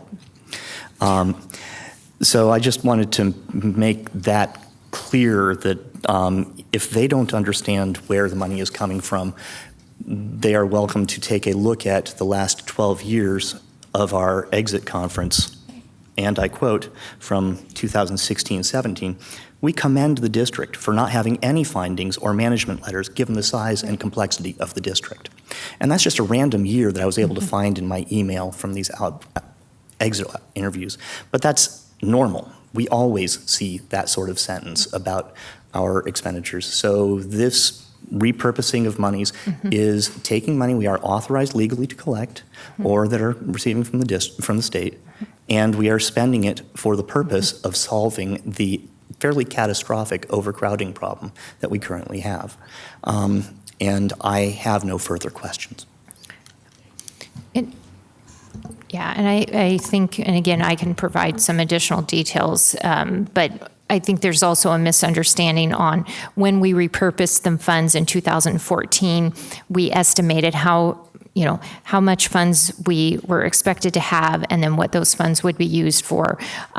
Well, we weren't done with our bond projects. For one, they hadn't closed out, so we had additional bond proceeds. Those were spent prior to any state construction assistance being spent. We also received additional impact fees, so those went to our capacity projects. So other funds were received and spent first, leaving the state construction assistance monies, plus we sold the additional bonds. So, and we did not, committed a certain amount to those capacity projects. Those also came in under what our original commitment was. And so all of those differences result in the balance that we have. So as a board member, I have zero concern that any of this is inappropriate, just to answer this public comment.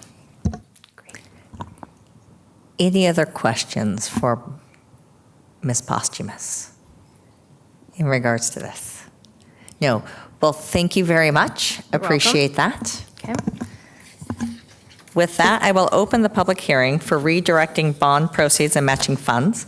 And if there is anybody in the audience who would wish to speak to the center wish to speak on this topic, please step to the center podium. Seeing nobody in the audience who is wanting to step forward, I will assume we have no comments at this point, although I do want to note that there was the written comment that was provided to us that will be entered into the public hearing, and Susan Wilkins was the person who submitted that public statement, or that comment. So that is here, we have a copy of it, and that will be included. And with that, is there any board discussion on this? We will then hold take action on this at the May 20th meeting. No further questions. All right, thank you. Thank you. I now need to formally close the public hearing. So it is now closed. Excellent. So now we're going to move to the shift in the agenda that I had put forward, and we're going to ask to do the 2 program reports on career and technical education and accelerated programs this evening. So Dr. Stavum. Yes, and our first program report is the accelerated program. So I'm going to ask Heather Sanchez, who is our Director for Accelerated Programs, Choice, and Innovation, to come up and share some of the latest and greatest information. Okay, good evening, Dr. Stavum and members of the board. Thank you very much for having me this evening. It's my pleasure to share an update on accelerated programs. So I'll just begin with the connections to the ELs and the ERs, most specifically to our academic program.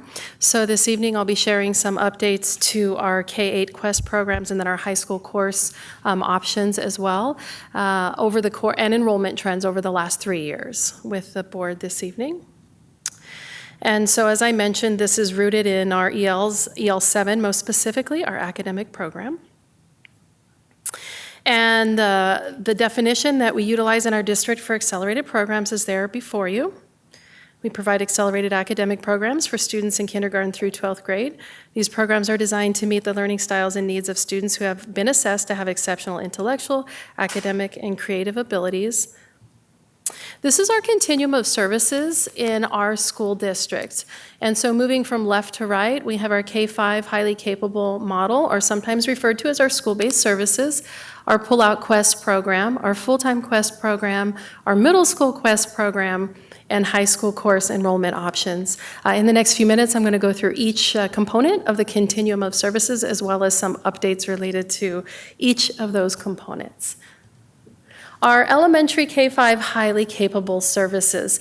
This program is in its 5th year. This is our 5th year of what we call K-5HC.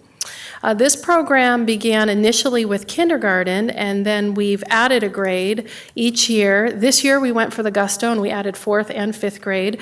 So this program is fully subscribed in the Lake Washington School District at this point in time. Students who are served in this program, there's really 2 components. Eligible students are served at their attendance area school.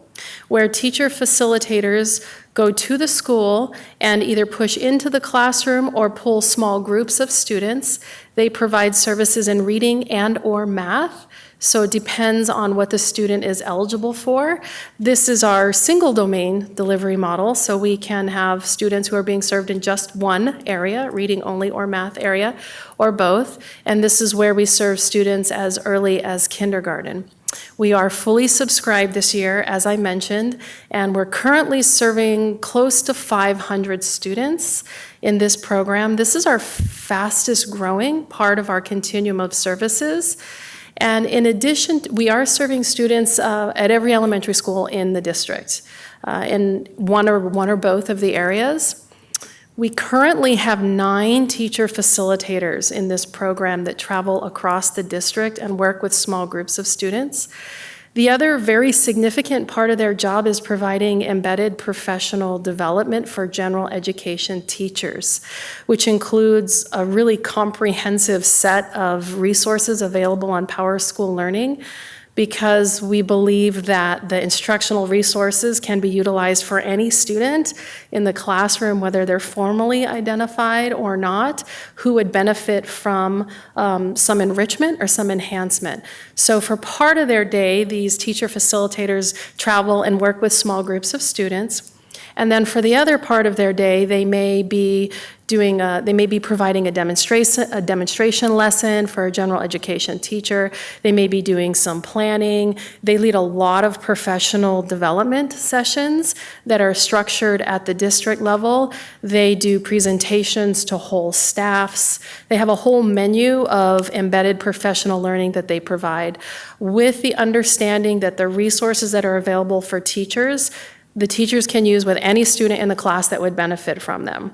And then the other part of their job is working with the identified students that they're working with in small groups.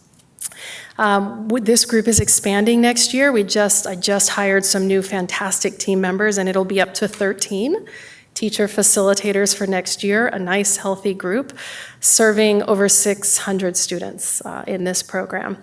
And so it's been very successful. And the general education teachers, the response has been really positive in terms of having embedded side-by-side support for assisting and differentiating up for any student that would benefit from it. Our elementary Pullout Quest program we've had for a number of years in the Lake Washington School District. This serves students in grades 2 through 5. And this is also an enrichment-based program. So what that means is it's not intended to replace the core curriculum. The students are attending their neighborhood school 4 days a week, and then 1 day a week, they attend a full day of enrichment at a designated site with other students who have been identified to participate in this program. They're usually split grade level classes, a 2, 3, 4, 5 split. And the team has a developed curriculum, a scope and sequence that is based on inquiry with an annual theme. And that's also housed in PowerSchool Learning. That's where it's curated, the instructional materials. And the teachers within that program regularly, they meet once a week to continue to calibrate their instruction. We've had Pullout Quest at a number of schools recently, and this year we added McAuliffe. So we have Pullout Quest currently at Thoreau, and we added Wilder this year too, actually. Thoreau, Wilder, and McAuliffe elementary schools. So we have those 3 schools in a feeder pattern basis for students who are receiving services. And we have our full-time Quest program, which also serves students in grades 2 through 5. This is 5 days a week with a regular class size of students. It's either a 2-3 or a 4-5 classroom, and the curriculum is above grade level. The teachers regularly share students, typically for math. They'll use a walk to math model to enable them to further differentiate their small group math instruction, and it focuses on advanced academic thinking skills and strategies, in addition to an above grade level curriculum. In the last 3 years, those are the schools that are hosting full-time Quest now. In the last 3 years, we have opened Baker Quest, Barton Quest. We opened both of those this year. Bell Quest, we opened last year, Einstein Quest, and McAuliffe Quest, and Rosa Parks Quest. So in the last 3 years, we've opened 6 full-time Quest sites just due to program expansion. So we currently have full-time Quest in quite a few of our schools. And that right there is a picture of some students participating in Hour of Code activities recently at Redmond Elementary School. Middle School Quest serves students who are identified in grades 6 through 8 in a self-contained core content classroom 5 days a week. Some differentiation here. In 6th grade, participating students participate in language arts, social studies, science, and math in a Quest environment. In 7th grade, math drops off because at the end of 6th grade, students take, all 6th graders in the district, participate in the algebra aptitude assessment process that determines their 7th grade math course. And so therefore, Quest math drops off, and we have social studies, science, and language arts remaining. Similar to the elementary program, it emphasizes advanced academic thinking skills, collaboration, and communication, and we will be opening Timberline Quest for next year. So that'll be our newest Quest program, in addition to Evergreen, Kamiakin, and Redmond Middle School Quest. All right, so now some numbers in the K-8 world before we shift to high school. You can see from left to right our 3-year enrollment trends for K-8 Quest. And so that's about a 39% increase in the last 3 years. So we've grown a lot, thus the addition of the new Quest sites. When we have opened new Quest sites, we've gone through a process of working to locate the sites where there's number one space. And the reboundary and the Redmond learning community was helpful in that regard. And two, looking to make decisions so we're able to serve students either at or as close to their attendance area school as possible. That's been something we've worked diligently on to minimize travel to every degree possible that we can for students. And so our end results performance in literacy, as evidenced by the fact that Quest is an accelerated program and students who come into the program typically are above grade level. We do have 100% of our students that are meeting or exceeding standards in 3rd grade, 5th grade, 8th grade, and then our kindies and dibbles, as well as math. So those are academic indicators. Just as an aside, the teachers in our programs tend to write growth goals also around creativity as well, and some inquiry-based in addition to academic goals. Shifting gears slightly to our high school accelerated course menu of options, students in our district can access all of the above at every high school in our district. Every high school offers advanced placement courses. Every high school offers honors courses, college in the high school, and running start. And there are some students in an AP physics class there. This is the common menu of courses that are offered at our high schools currently. That doesn't mean that there aren't other AP courses offered. This is the backbone. So these are the courses that are expected to be offered at every high school each year. Sometimes they will rotate depending on the course. Sometimes the high schools will offer an every other year rotation, and sometimes depending on enrollment, they may offer other courses in addition to that. And we did see that this year with the addition. We saw a number of new courses added this year with the addition of our 7-period day, but these are the backbone courses, sort of your meat and potatoes of AP courses, if you will. This is our AP enrollment exam participation and pass rates. And I just want to stop for a moment and recognize that AP testing started today. So it's a little crazy in our office. And we have a new land speed record. In the next 10 days, we'll have almost 6,000 AP exams being administered across at the comprehensive high schools in our district as well as here. And so what you're seeing here on the slide before you are the exam participation and pass rates as of last year. And that's simply because we don't know what our pass rates are for students that are about to sit for the exam. We're not quite there yet. We're very optimistic, but we're not quite there yet. And so you can see, though, that we kind of held at 80% for a while. And this past year, our pass rate went up to 83%. So that's not nothing. That's good. And you can see our numbers continue to increase. So you can see last year, the enrollment was 5,466, and right now, it's up closer to 5,900. And so and that's why we have so many kiddos sitting for exams in the next 10 days. And just as an aside, you may already know this, but College Board dictates when the exam is given, the time of day. It's all very, very structured everywhere in the United States right now. And so a couple of things that I want to celebrate for the dedicated teaching staffs and building leadership teams. Again, this year we were honored with the AP District Honor Roll. This has been our 5th year in a row to receive this prestigious honor. We're one of only 4 districts in Washington State to earn the honor, and we're one of only 2 districts in the state to be a multi-year recipient. So that's really a testament to the hard work and dedication of the teachers that are in the classrooms every day working with the students. And new this year, hot off the presses, this is a brand new award, first time ever given. And so the College Board is now giving a Computer Science Female Diversity Award, and this is based on end of year for last year, and this is based on the number of females achieving representation in AP Computer Science A and or AP Comp Sci principles, as we call it. And so we were very pleased to find out a couple of months ago that Tesla STEM has been awarded this honor.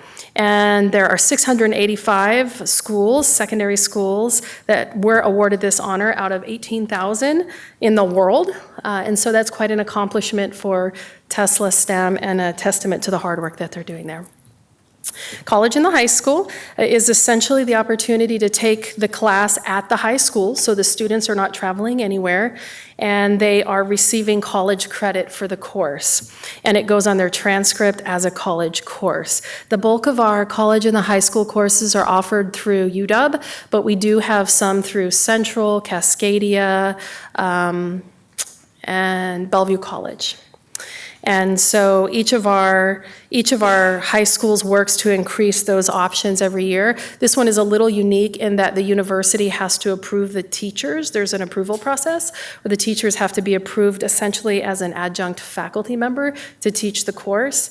And they do go through additional training as well. And they have their syllabus approved so that it is the same course content and experience that the student would have if they were traveling to the university setting to take the class.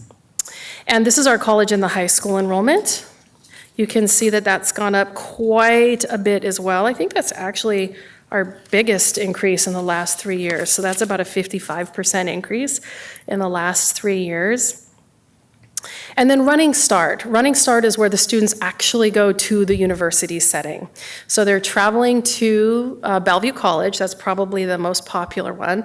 But again, there are others through Cascadia and Central as well, where they travel to the to the university setting, and they're taking the course there with university faculty and staff, and they're earning both high school and college credit. And those are our numbers for our Running Start, also increasing over the last 3 years.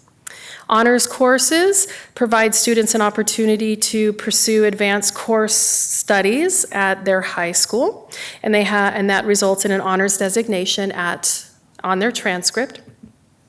And this is our honors course enrollment. You can see a big jump for this year.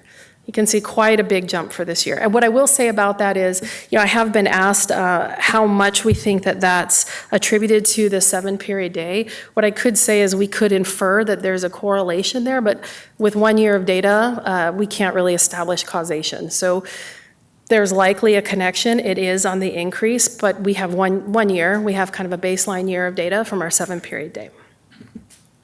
And so in summary for high school, enrollment trends are going up across areas as they are in K-8 as well. So very busy times. All right, questions for me? Any questions from the board?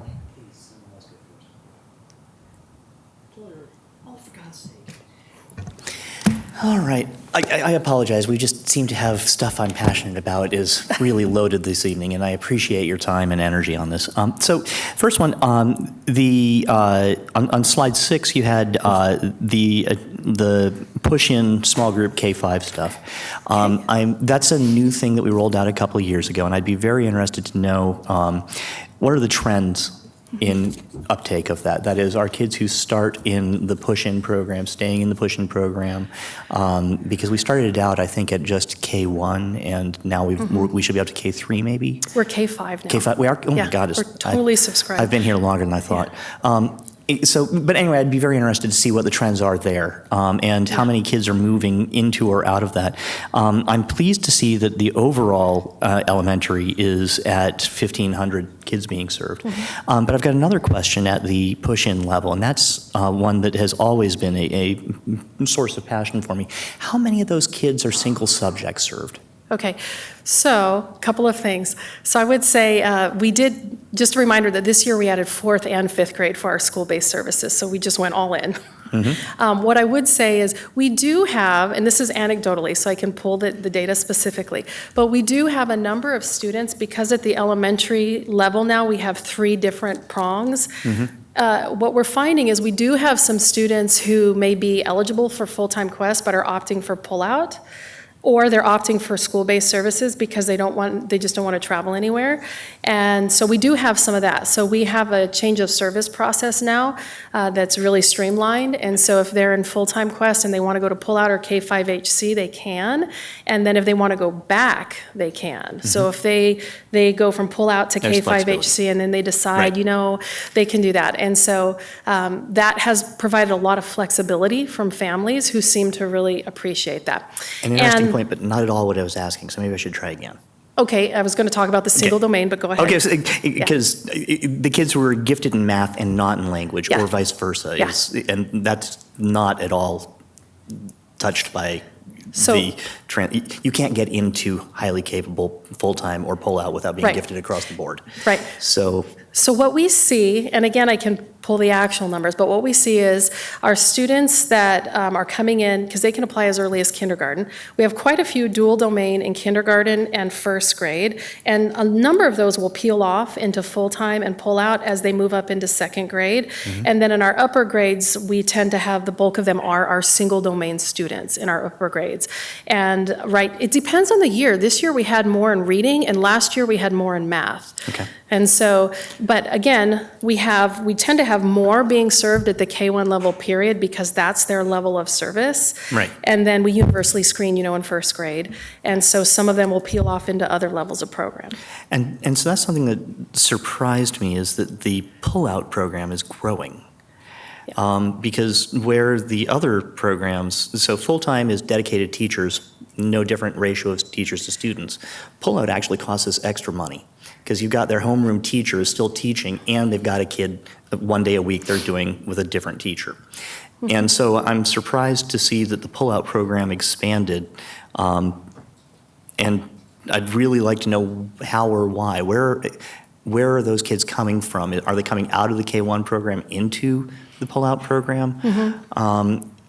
Because, cards on the table. I'm kind of hoping that because the Pullout program serves fewer kids than either the push-in program or the full-time program, it doesn't make sense to have a 3rd tier. That's an expensive 3rd tier that I don't get. So I'd very much like to have more information about that. And Siri, you're right, I'm touching the 3rd rail, but I have always been disenchanted with that particular program. So I think the ultimate piece that you're actually asking for, and some of the interest that might be, is an evaluation of the services that are being provided as to who's in it and the effect. How many. Because you talk about success, and so I was curious, well, what were those factors of successful? How do you know it's successful? So I would be intrigued to have an idea as to what indicators are being used to define that. I would think parent perception, kid perception, all those things are a component, as well as the academics one piece. And yes, I do respect Chris's approach that Pullout isn't theirs. I was intrigued because the definition put forward of highly capable was accelerated. That was your initial slide. Yet Pullout and this one are actually more enrichment and expansion. And I was just thinking as I looked at that, we might have a problem with our definition.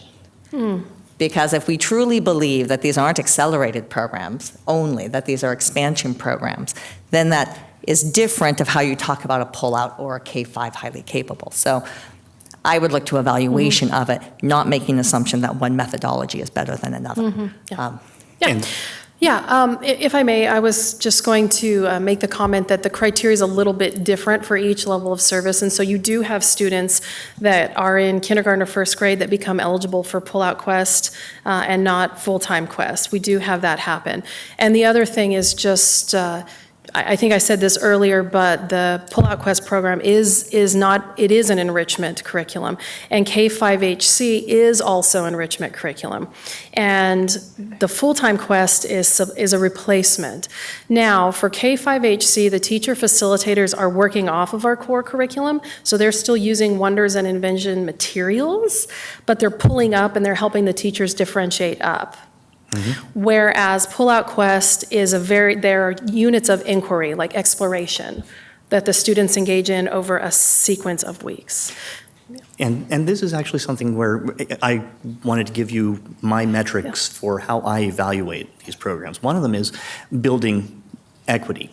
And there have been years in the past when there have been 0 students from particular elementary schools in our highly capable full-time Quest program. I consider that unacceptable.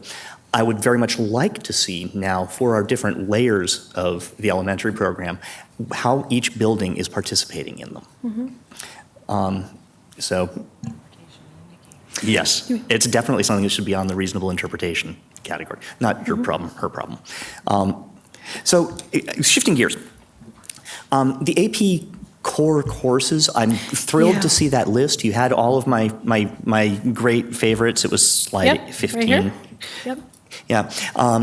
These are the greatest hits. I love it.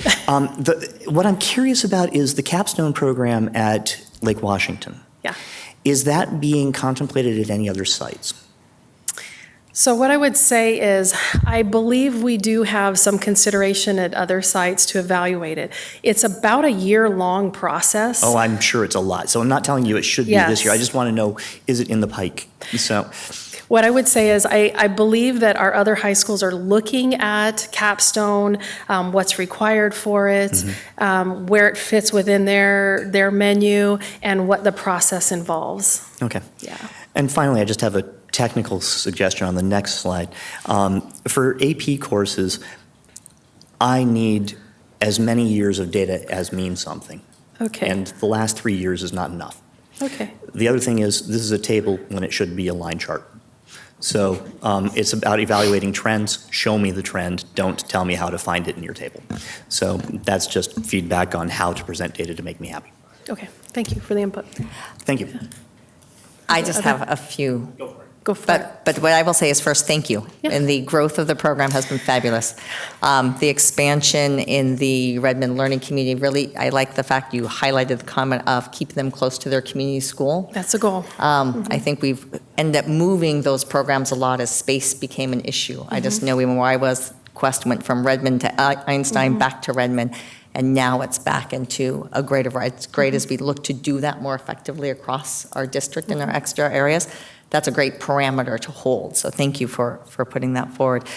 The one piece that's not here, and we have talked about, and I know it's why we went to trying a universal screen in first grade. One of the reasons behind that was to deal with the fact that typically, and you don't need to discuss it here, and it might be something that comes in the future actually as a discussion, is the accessibility of these programs across all our subgroups of population. So when I break this out by race and ethnicity, when I break it out by low income, I know in the past, we haven't had it be representative of our district. I'm not sure if we do better with these different programs. It'd be interesting to see. I know we've worked to decrease lots of barriers, lots of components. But from what I've seen, we're not there in our accelerated programs. Even if I look at AP courses, even if I look, so it'd be interesting to do an equity concept across these, and how do we ensure not only by school, such as the AP backbone, but how are we ensuring our low-income students are effectively able to access all of these? And it doesn't matter my background or need, that I'm as easily able to access any of these programs. I I know it's not here, but that would sort of be an overarching I piece. appreciate the comment, because that is something that we continually work at, getting better at. And I wouldn't, of course, it's a journey and we still have work to do. One thing that's not in each year, we've made some adjustments, which in part is why we've had such an increase in eligibility. I will say this year, one of the things that we added this year, so we've universally screened at the first grade level for a number of years now. 2 years ago, so last year, we started what we're calling a reverse screen. So we took any student who's in the 4th grade in the district, because they would have an SBA score from 3rd grade. We dumped down all of the SBA scores of every kid in the district, and any student who scored anywhere in level 4 in reading and/or math, we did a direct outreach and said, please apply. And so that's helped us. And then this year, we worked with our COGAT publisher, and for the Cognitive Abilities Assessment, and I don't want to start talking too. And so for any student who's an active ELL, actively receiving ELL services, they receive a composite absent the verbal domain. So we've pulled that out entirely this year, and we did see a difference in eligibility. We're still kind of disaggregating, but the combination of doing, so we're in effect doing 2 universal screens, one at 1st, one at 4th, and then any student that's an active ELL, their verbal domain on their COGAT has no bearing on. So we're just getting their nonverbal and their quantitative, which seems to be making a difference, and we're not done. So, and that is exactly the sort of stuff that I'm very interested in seeing, the equity of service for our ELL or low-income kids.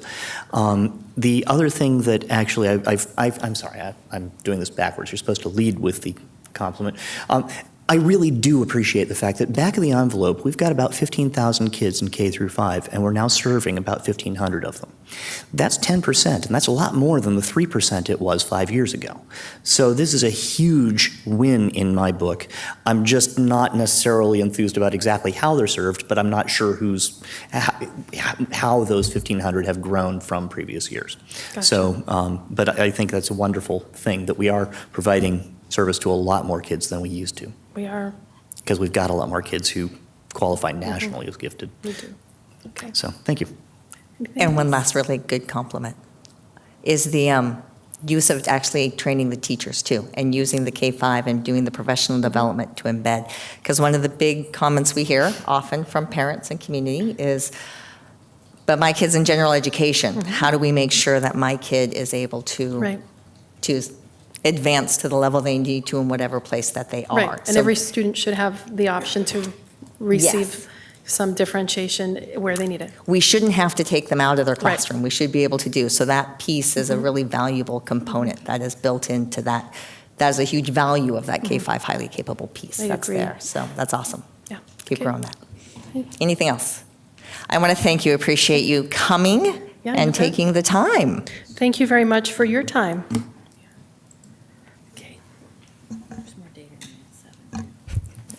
I know there's more data. I love more data. Thank you.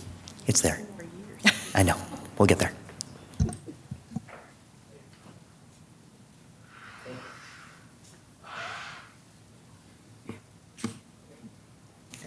All right.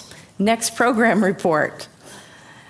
Matt Montebianco and Dr. Tracy Pierce are going to join us tonight to give us an update around our college and career options in the district. And let me make sure that I'm including everything with that. And I think that covers it. Take it away, Matt. I'm only going to introduce Dr. Pierce to say that there's some very exciting things that I think you're going to be pretty impressed with that are going on inside of college and career readiness and career and technical education.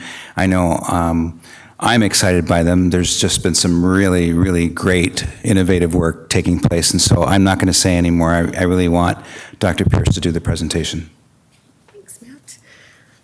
Good evening, everyone. It's great to see you, and I'm happy to be here tonight to provide an update on our college and career readiness efforts. So as Heather mentioned, our program reports are designed to highlight work that's going on to help us meet our end results, and tonight's program reports are connected to EL7, which you're going to hear more about. It's also on the agenda, and the academic programs. So I'm focusing on college and career readiness, and the department's mission is to provide opportunities for every student to access rigorous and relevant career-connected learning that prepares students for post-secondary success and access to high-skill, high-wage, and in-demand jobs.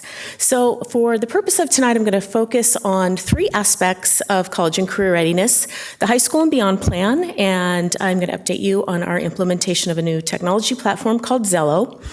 I will provide information and updates about career and technical education, CTE programs and pathways, and focus on some dual credit and guided pathway development work underway. And lastly, focus on the business community and higher ed partnership aspect of college and career readiness, give you an update on our program advisory and general advisory council work, highlight some of the district-wide CTE events and opportunities for our students, and give a little preview of some internship and youth apprenticeship opportunity development we would like to focus on. So I'm going to start with the high school and beyond plan. And as you know, the high school and beyond plan is a state graduation requirement that's been in place for a number of years.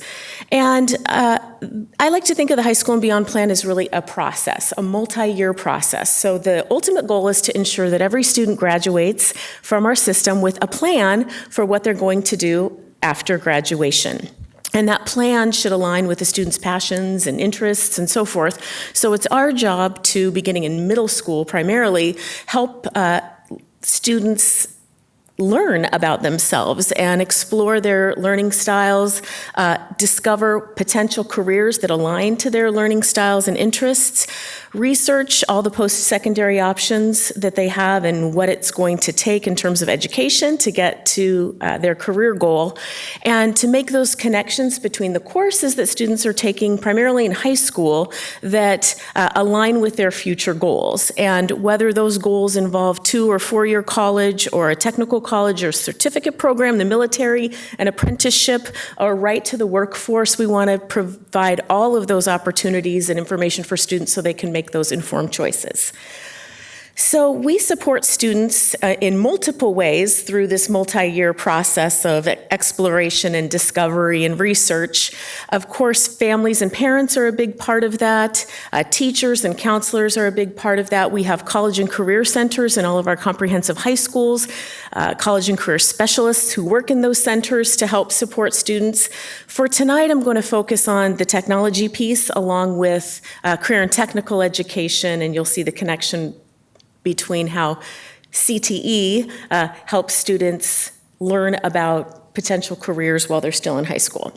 So this year, we have been implementing a new technology platform called Zello. You might recall that we had something called career cruising in place for a number of years. That platform has been completely redone. The company's rebranded, and now is our first year of Zello implementation. So this year we have been helping students and schools learn the new platform and doing some work to create more awareness about this technology tool so families can engage more with their students. We've done a couple of PTSA presentations with our college and career specialists, and so we're trying to ensure that families know about this tool as well. So what is Zello? Zello is a secure web-based interactive program where students complete interactive activities that help them learn about themselves. And within the system, they can explore thousands of careers and education options, and ultimately develop a personalized plan that they update and refine each year, because of course what a student might be interested in or think they're interested in 6th grade might be very different when they reach high school. So this is an ongoing multi-year process. And I just want to make a little note here that within the program as well is a application called Method Test Prep. So beginning in 10th grade, within the Zello platform, students have access to a fully interactive, comprehensive curriculum that prepares them to take the ACT or SAT. So that's new this year. It was not part of Career Cruising. And so that's a great benefit to families as well. There are often families who access private preparation kinds of programs, so this is a fully interactive, comprehensive program right at their fingertips for all of our students. Here's just a snapshot of the Zello dashboard. So you can see that there's on the left side under About Me, there's a number of matchmaker, personality style, learning style assessments that students take. And when they take those assessments, it then suggests some possible careers that they might want to explore based on the results of that assessment. It does not say to students, you should be a XYZ.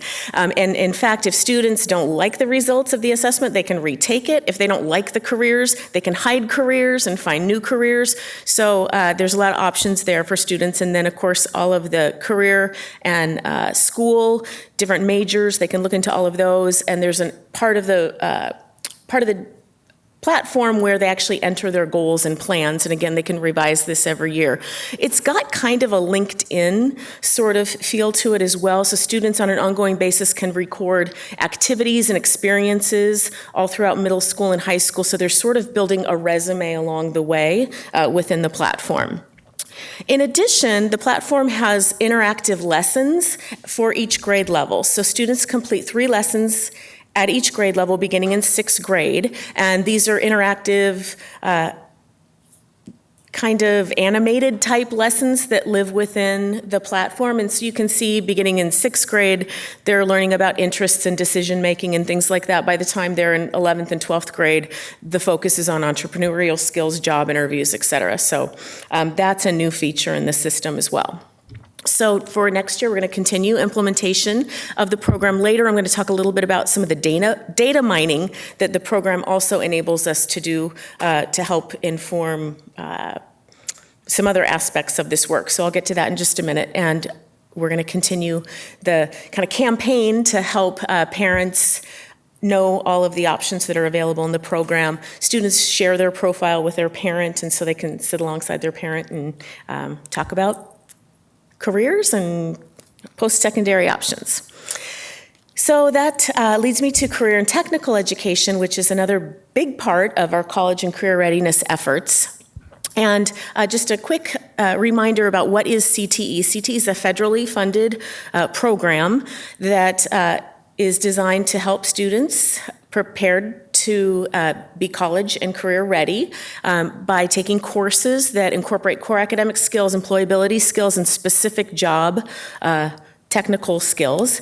CTE is designed to offer clear pathways for certification and post-secondary certificates. So I'm going to highlight that in just a moment. And a big part of CTE is having business partnerships in place. So we make sure that our courses are up to industry standards, and we have options for students to experience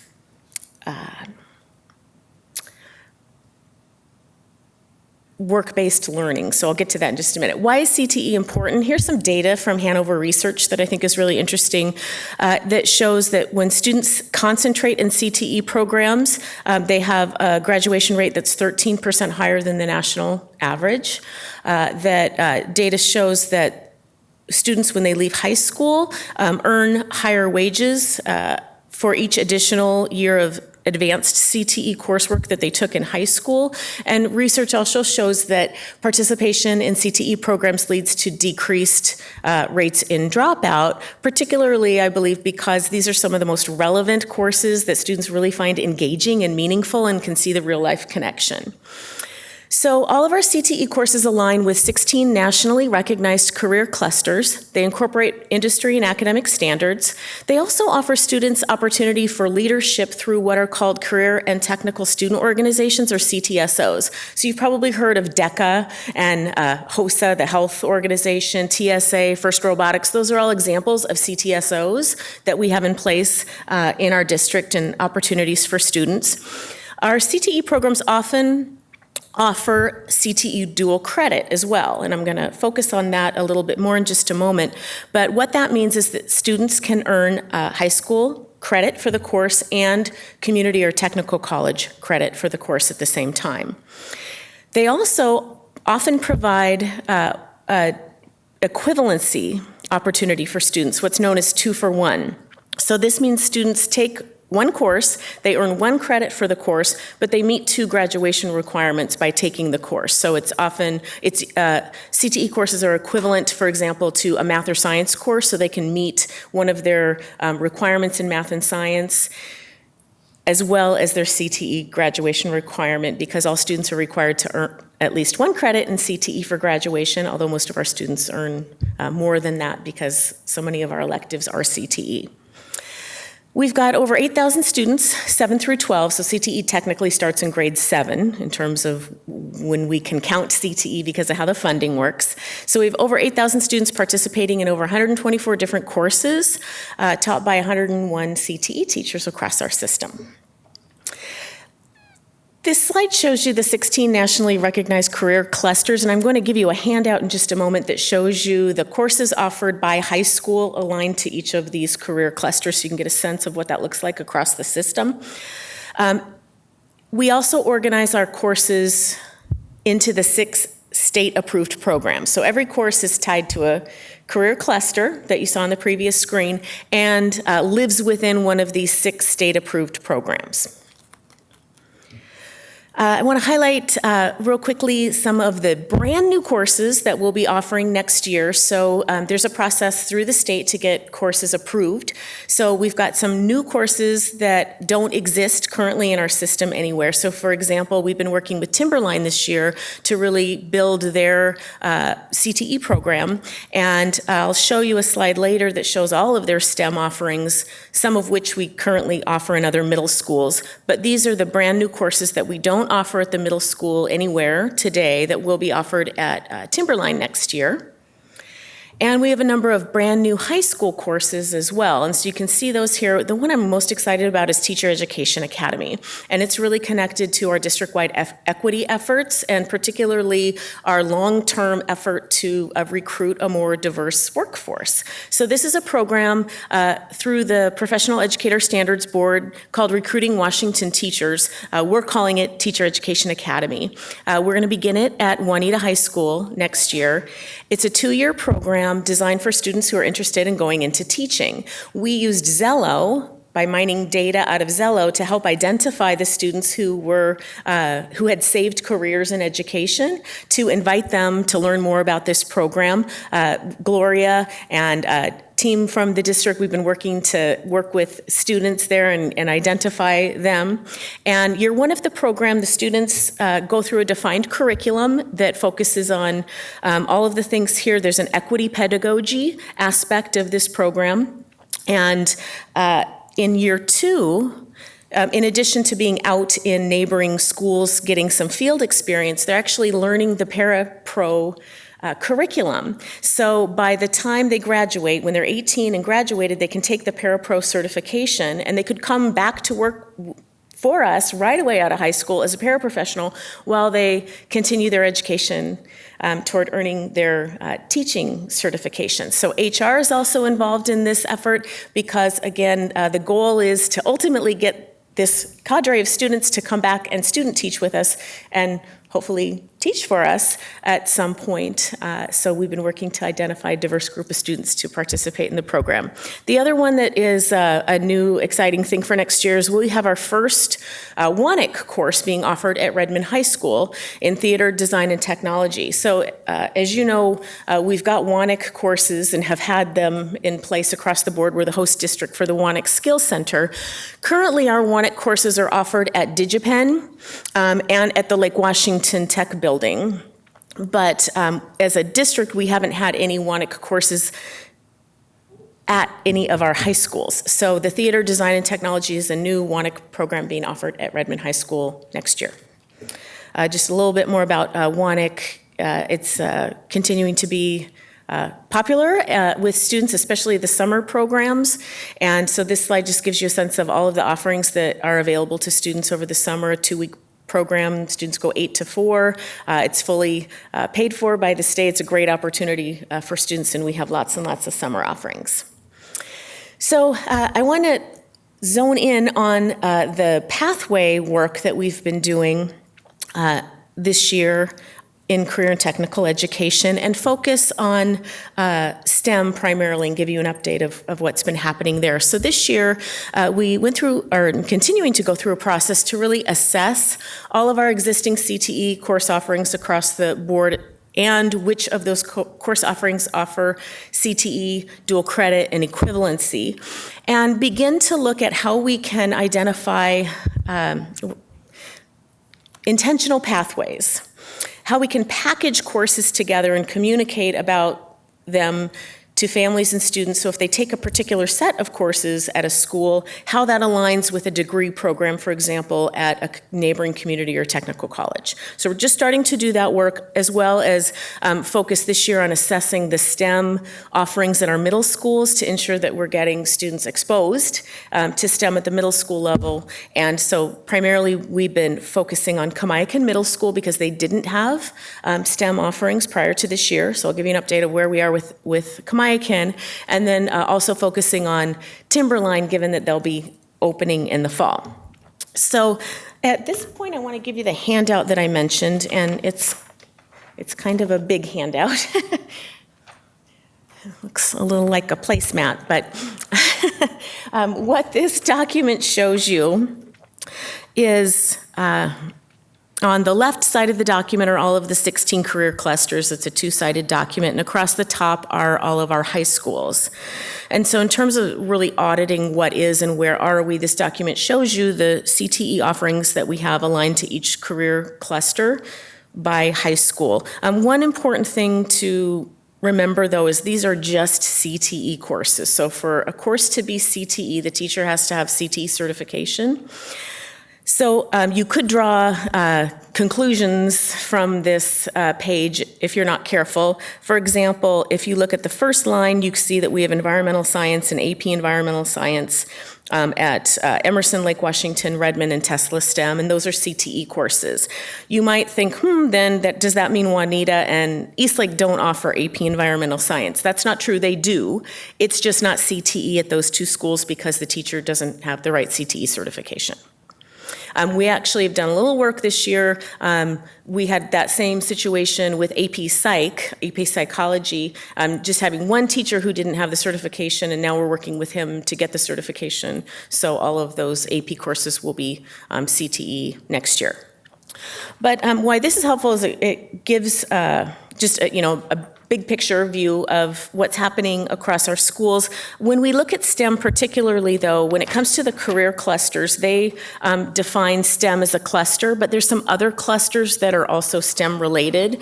So just in highlighting those, the AP environmental science one that I just mentioned, that falls within the agriculture, food, and natural resources cluster, but those are actually, we would consider those STEM courses. Just like health science is another distinct career cluster, but connected to STEM, as well as IT. So IT is its own cluster, but you can see all of our computer science, AP computer science courses fall within the IT cluster, but we consider those STEM as well. I just mentioned that because you can't always just look at one cluster, and you have to look at all of the clusters sometimes. So what I'm getting to is that idea of creating these intentional pathways for students. So the other thing we have been working on this year is which of our courses have CTE dual credit. How that works, just really quickly, is there's a consortium that districts belong to called Pacific Northwest College Credit. It's its own entity, and through this consortium, they help districts get articulations with community and technical college. The articulation means that the class gets dual credit, as long as the student earns a B or better, and they pay a small fee. So a little bit more detail on there. Districts identify which courses might be good for articulation, or that could come from the community college as well. And then the Pacific Northwest College Credit people work to assess the course outcomes and ensure that the course outcomes are the same. And as long as the higher ed partner agrees that the course outcomes are the same, then it all gets put into the system where students register, and again, they pay this $46 fee, but that covers all of the CTE dual credit for all of the courses that they took that year, and as long as they earn a B or better, they get transcripted from the community or technical college that they earned that, as well as the transcript that we give them for earning the high school credit. So today we have about 40 CTE courses throughout our system that offer CTE dual credit. And while we have this big list of 40, we really haven't done this work to package them together that I'm talking about. So that's part of what we're doing now. And we started with Juanita High School. So in looking at this and what courses were CTE dual credit, that we identified these 3 courses at Juanita High School that some of them had CTE dual credit, but not all of them. And they were articulated with courses at Lake Washington Institute of Technology. And just by doing some additional dialogue, we met with the teacher and the principal and met with the people at Lake Washington Tech and did some work. We identified that if we could do one more articulation and communicate this, package it for students, which we've done in the course catalog, we could identify a STEM career cluster pathway. So we've done that. This is right from the catalog for Juanita for next year. And it explains, and we did some renaming of courses too, so they were more aligned with what the course was called at Lake Washington Tech. But it shows that if students take Architectural and Engineering Tools and Techniques 1 and 2 and Applied Material Technology at Juanita, they will earn up to 11 credits toward completion of an associate degree in Mechanical Design Technology at Lake Washington Tech. So we think that that is helpful information. The response from parents that we've shared this with is very positive, that they can see then how the real connection between courses that they take at the high school actually fulfill parts of degree requirements at the technical or community college while they're in high school. So this is work that we want to continue to expand upon for next year. Highlighting a little bit of the middle school STEM work, as I mentioned, Kamiakin was an area that we wanted to focus on because they did not have STEM offerings in place, and through a lot of efforts that really started last year and continued this year in program development and working on the facility there, this is the current state at Kamiakin in terms of STEM CTE courses. So they're offering Automation and Robotics 1 and 2 and a STEM 1 and 2 course that incorporates all of those aspects underneath, including a drone science portion. So they're actually one of our first schools that are doing some work with drones with students. These are all of the STEM offerings that are available to students at Timberline next year. So many of these are Project Lead the Way courses, and so teachers are going through training this summer, and we're excited that students will be able to access these courses at Timberline. So for next year, we want to continue to do this work around offering these, identifying these opportunities for packaging courses that align and fulfill aspects of degree programs, and communicate more about this pathway work with our families and students. The third part of the presentation, third and final part, is on our business and community and higher ed partnership aspect of college and career readiness. So part of CTE requirements are that the district has a program advisory committee structure in place aligned to those 6 OSPI program areas that I shared earlier.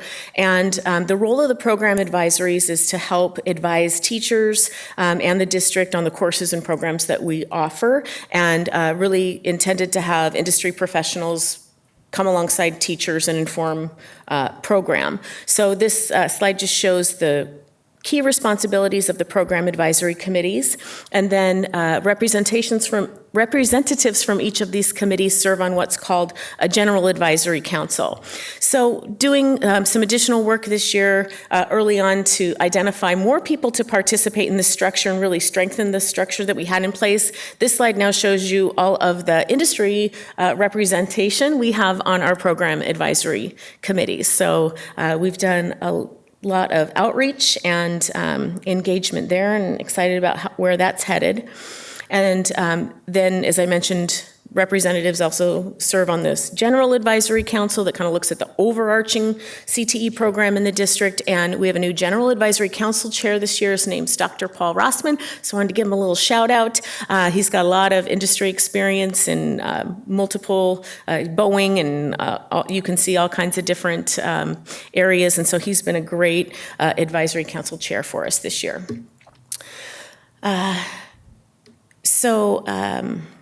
This year, we've been working to strengthen that program advisory, general advisory council structure and expand some of the district-wide student events and opportunities. So I want to highlight a couple of those. And we've started to do some research into models for internships and youth apprenticeships. So quickly, I'll highlight some of the partnerships that we have and which ones are new. We've had for a number of years a great partnership with Kirkland Chamber, and they sponsor a couple of great events for our students every year, including a STEM Careers Exploration Day that involves a Google tour and panel and lunch at the Chamber, and a public service career exploration day that involves going to the city of Kirkland and hearing from elected officials and city staff and going to the Chamber luncheon. This year, we've got an upcoming opportunity. We've been working with Sammamish Chamber to get that off the ground as well. And so we've got a Youth Education and Service Careers Exploration Day coming up next week where students will go to the Sammamish Community Y and hear from different aspects of that agency and different professionals who work there, and then attend the Chamber luncheon at Sammamish. We've got some corporate partnerships in place. One I wanted to highlight is the Cisco Girls Power Day, because it just happened last week, where we get a group of high school girls to attend a learning opportunity at Cisco. It's a great opportunity to hear from women professionals and different professionals who work at Cisco, and they have video conferencing with other groups of girls and districts from all over the country. So it's a really great learning opportunity, and we really appreciate Cisco for giving us and our students that opportunity. And then we as a district sponsor some district-wide events kind of connected to those 6 program areas. We've done different variations of this event for the last several years.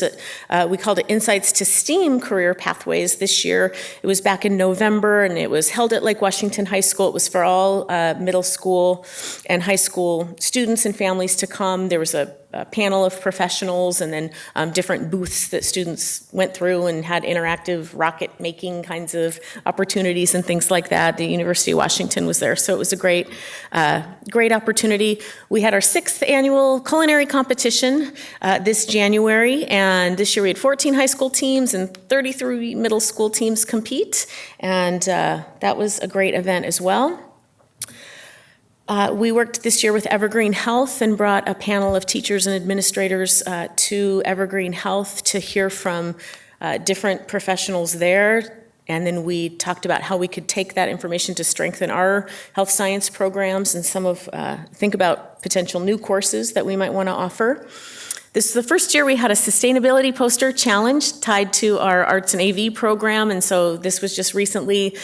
We opened it to all middle and high school students in those CTE classes, and it was a video and poster contest, and then those winning entries were shared with the elementary schools for Earth Week. And I think this is finally, we've got the Teen Startup Challenge coming up.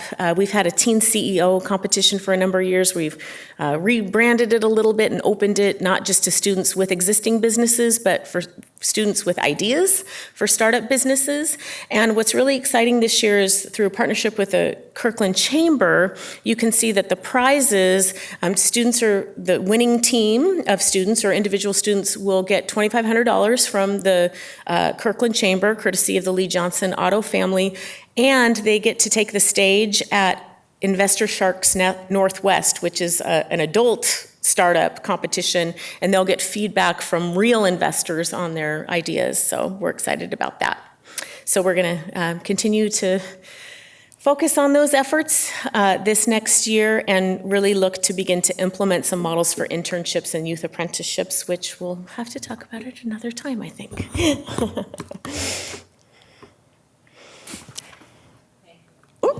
Thanks so much. I'm going to open it out to questions at this point to see if there are any questions for Dr. Pierce. I don't see him from Director Stewart.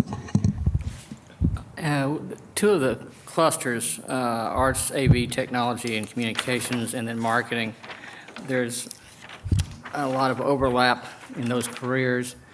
And are there any writing classes that are available that can be taken into these CETE classes? Because to be quite frank, if they can't write, they can't communicate. And it seems like there might be some some opportunities for that, for public relations writing, journalism writing, whatever. That's really good feedback. Right now, I know that there's writing involved in these courses, but not to, there's not a particular course Right. like what you're talking about. I'll just give you one example. We were over at Lake Washington, has a full-on news studio, and they, through these courses, produce the Kang News. So there's writing involved, like a technical writing aspect to those courses in terms of writing the news copy. Right. So there's some of that we have in place. Is that taught by a journalism type instructor, or is that a techie? He's a CTE teacher who is more on the video production side. Okay.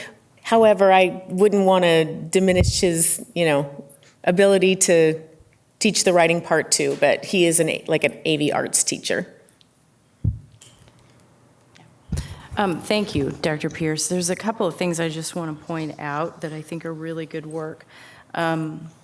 First of all, this grid is awesome in terms of some alignment pieces, and I know that with the addition of other curriculum specialists, CTE has been where we've had somebody in that role, and this is something that I'm looking forward to kind of seeing in math and science and English and all of the different course offerings at all of the different high schools as we look at kind of this lens. So this is a great model. The second thing that I think is really, really important to note is the coordination of the credit-bearing courses into the pathways, because I know as I was looking at some of our other statistics with Running Start and college and the high school, seeing those numbers go up is a good thing unless kids are leaving for those options for the wrong reasons. And I think having that added layer of coordination so that kids can see those pathways within our own high schools is really, really good work. So they have a choice then. They can do a really comprehensive strand in our own high schools, or they can do a strand through another institution, but it's a great option for kids who really don't want to leave that high school campus. So I appreciate your work in that, and it was really fun to see some of the events this year, particularly the culinary event. I enjoyed that. So thank you for the level of coordination that you've brought to this. I really appreciate it. Thanks. Thank you. Director Carlson? Great to see you, and thank you. You had to rush because there was so much, and the content is there, so it's wonderful to see. I have one question that I don't quite know how to phrase. How do we measure, so internships and externships, apprenticeships, whatever, the placement of a student into the community for learning that can be career specific, how do we measure the success of that in terms of equity? How do we measure whether it's one thing to serve the children of Microsoft employees, it's another thing to serve every kid through the door. And how do we know we're succeeding when it comes to that? Do we have any metrics on just low-income students or that we can use? So currently, we really don't have a district-wide internship program or youth apprenticeship program in place. So this year, that's part of the work was really looking at what do these models look like, what can they look like. We do have internship opportunities that get presented to our students. We receive those, though, versus sort of help develop them. So we get, and they go to our college and career centers in our high schools, all sorts of opportunities from different agencies and entities and legislative bodies about internship. A lot of times they're summer internship offerings for students, and then we communicate those out to students. We don't collect any data today on who participates in those opportunities or not, because they're not really ours. We're just helping to communicate about them. So one of the areas to pursue is how do we co-create some of these opportunities with agencies. I'll give you a quick little tiny example of something we're trying to do with the Kirkland Performance Center. Opportunity came up, and I'm working actually with the teacher I mentioned at Lake Washington High School to see if we can engage that teacher along with a few students to do some video creation work over the summer, and I see that as an internship opportunity. They'd be producing an actual video for a business, but our teacher would be helping to direct and work with the students. When it comes to youth apprenticeships, those are a little more involved, and there's some good models of programs that could be in the automotive realm, in the kind of welding, and those kind of more hands-on, as well as the technology realm, so really the whole continuum of students and their interests, and that is a more formal process through labor and industries that pairs the career and technical education with an industry professional, and the students typically being paid after school and during the summer to accrue apprenticeship hours, youth apprenticeship hours, that then turns into a post-high school apprenticeship. In fact, tomorrow night at Wanik, there's an apprenticeship fair, and it's for after high school, though. And so what we're kind of also looking at is, those are great opportunities to communicate to students and families, but also, are there youth apprenticeship models that we can build that then align and help? It's, again, that pathway, direct pathway right from high school to an apprenticeship program that we would want to have. So long answer to your question. Since we don't really have a sort of a district program, we don't collect the data or have the data.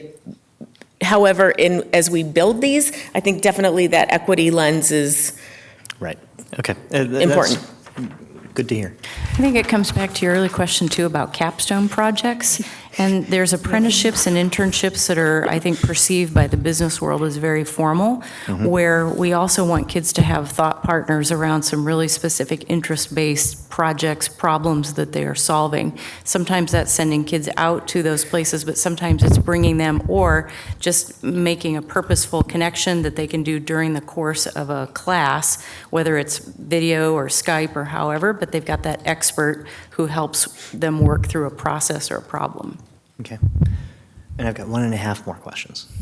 You good with that? Go ahead. God, you're killing me. Someone asked. Anyway,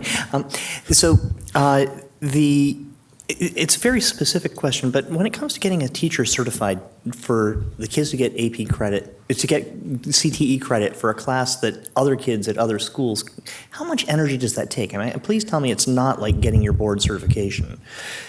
It's not like getting your board certification, but it does require some effort. So with not a whole lot of effort, we can get a teacher on what's called a conditional certificate, which is kind of an emergency kind of certificate for CTE. And then they have to commit to doing the things in additional education that's required to get the full certification. Right. And the reason I ask that is that there's sort of your core AP offerings, and then there's what I think of as the interest-based AP offerings, stats, psych, environmental science. And to have those not be uniformly available to students is something that I would like to see. So the last question then, particularly education and training. I do like having American Sign Language available, but we really have sparse offerings that would fit education and training, and there are a lot of teachers in this world. There's a lot of jobs for teachers. Yeah, have we overlooked that, or is that just something that's not taught in high school? Education and training as a career space, we've got ASL appears 4 times, and then at Juanita, we have this Teach Academy is basically the only thing in that career cluster, and it just pains me that we've overlooked it.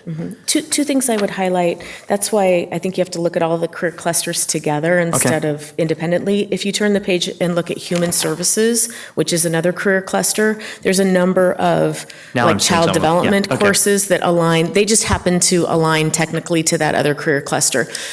Okay. I will say that there's interest in the Teacher Education Academy, although the plan is to begin it at Juanita. There's already interest from our other high schools to launch it there. We've had some past experience with Teacher Education Academies, but not connected to this Recruiting Washington Teachers PESB program that has a curriculum and so forth. So I think we're more optimistic about this actually taking off. Does it include early childhood in that program? The Teacher Education Academy, typically the pathway would be that it's not a prerequisite, but students would take Child Development 1, which is kind of more the early, and then go into Teach 1 and then Teach 2.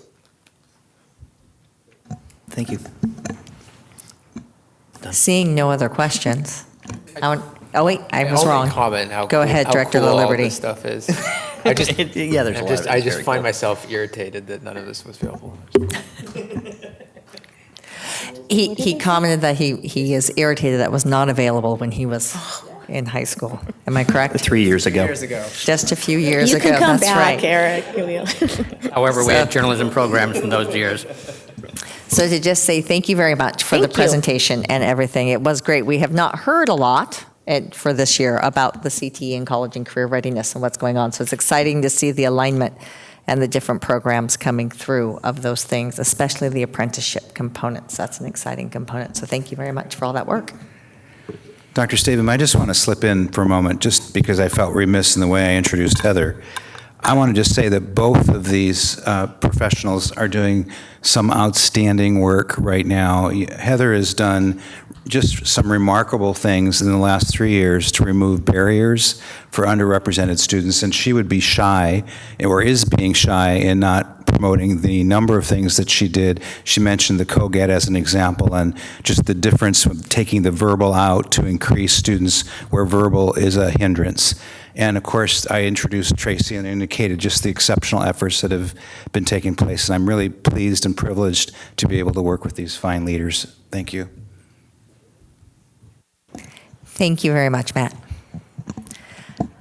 All right, we are now at 10 to 10, but we just have a few more things. So our next item on the agenda, sorry, I should not have said that, is actually the legislative update. Oh, no, it's EL7, I'm sorry, my mistake. It is 10 to 10, so. Would anybody like to make a motion to approve EL7? Hang on, so tonight, no, hang on. Tonight we will monitor EL7. And as you know, these policies, as the board has established, it's about how the school district is expected to operate. And the monitoring report contains the superintendent's interpretation of policy language, a review of our current conditions of monitoring data. So as a reminder, we are in the process of updating our board policies to ensure they best reflect current values, conditions, and expectations. And we will finalize these policies over the next few months. This monitoring report you will see tonight has not been revised with the concept of reasonable interpretation and indicators and going forward. So I just want to make sure that you are aware of that before we go forward. So the last item tonight on the non-consent agenda is the approval of the monitoring report, EL7, academic program. And to make it a little easier to follow along with our discussion, I'll have placed the policy statement on the screen. And then I'm going to pass it over to Dr. Stavum for a quick summary. This will be a quick summary, and I think as I reviewed EL7, I was reminded of the importance of that process of reasonable interpretation and indicators. And I think one of the things that will be challenging but beneficial is really the time and effort that we're going to spend next fall in establishing those indicators, because there is so much going on that I think it's what is most important that we are watching in a given year to move programs and progress forward in our district. So because EL7 contains a lot of what was in our updates tonight, I am going to do a brief review, because I think probably some of the questions or some of the things that you noticed in the reports we've had updates on right tonight. So I'm just going to go through section by section. The first section of the report is based on that first piece of the policy that Matt is projecting. And really, what? Go ahead. Oh, this whole policy really focuses on the foundational pieces of our academic program, the standards, the curriculum aligned with the standards, the assessments that measure the progress toward the achievement, and how we support good instruction with technology. So our first section is determined to be in compliance with no change from last year. We, of course, had the continued adoption and implementation of the next generation science standards as part of that 3-year adoption, which will be finalized next year in implementation of those standards. And like I said a little bit ago, next year I think it will be really exciting to see the addition of the curriculum specialist to begin working in a more focused way in those subject areas. And we talk about program review and we talk about ongoing quality of our programs. I think that's a critical area. I'll just point out page 12, technology with the 5th grade student laptops pilot that will be in full implementation next year. And the extensive training that's happened this year on the specific tools and hardware to build proficiency. Next year, we're working on a cohesive plan to build out that proficiency of using our Microsoft tools, including an emphasis on accessibility for all of our students to reduce barriers, even in how we have presentations in classrooms, but also as students share and collaborate and work in that manner.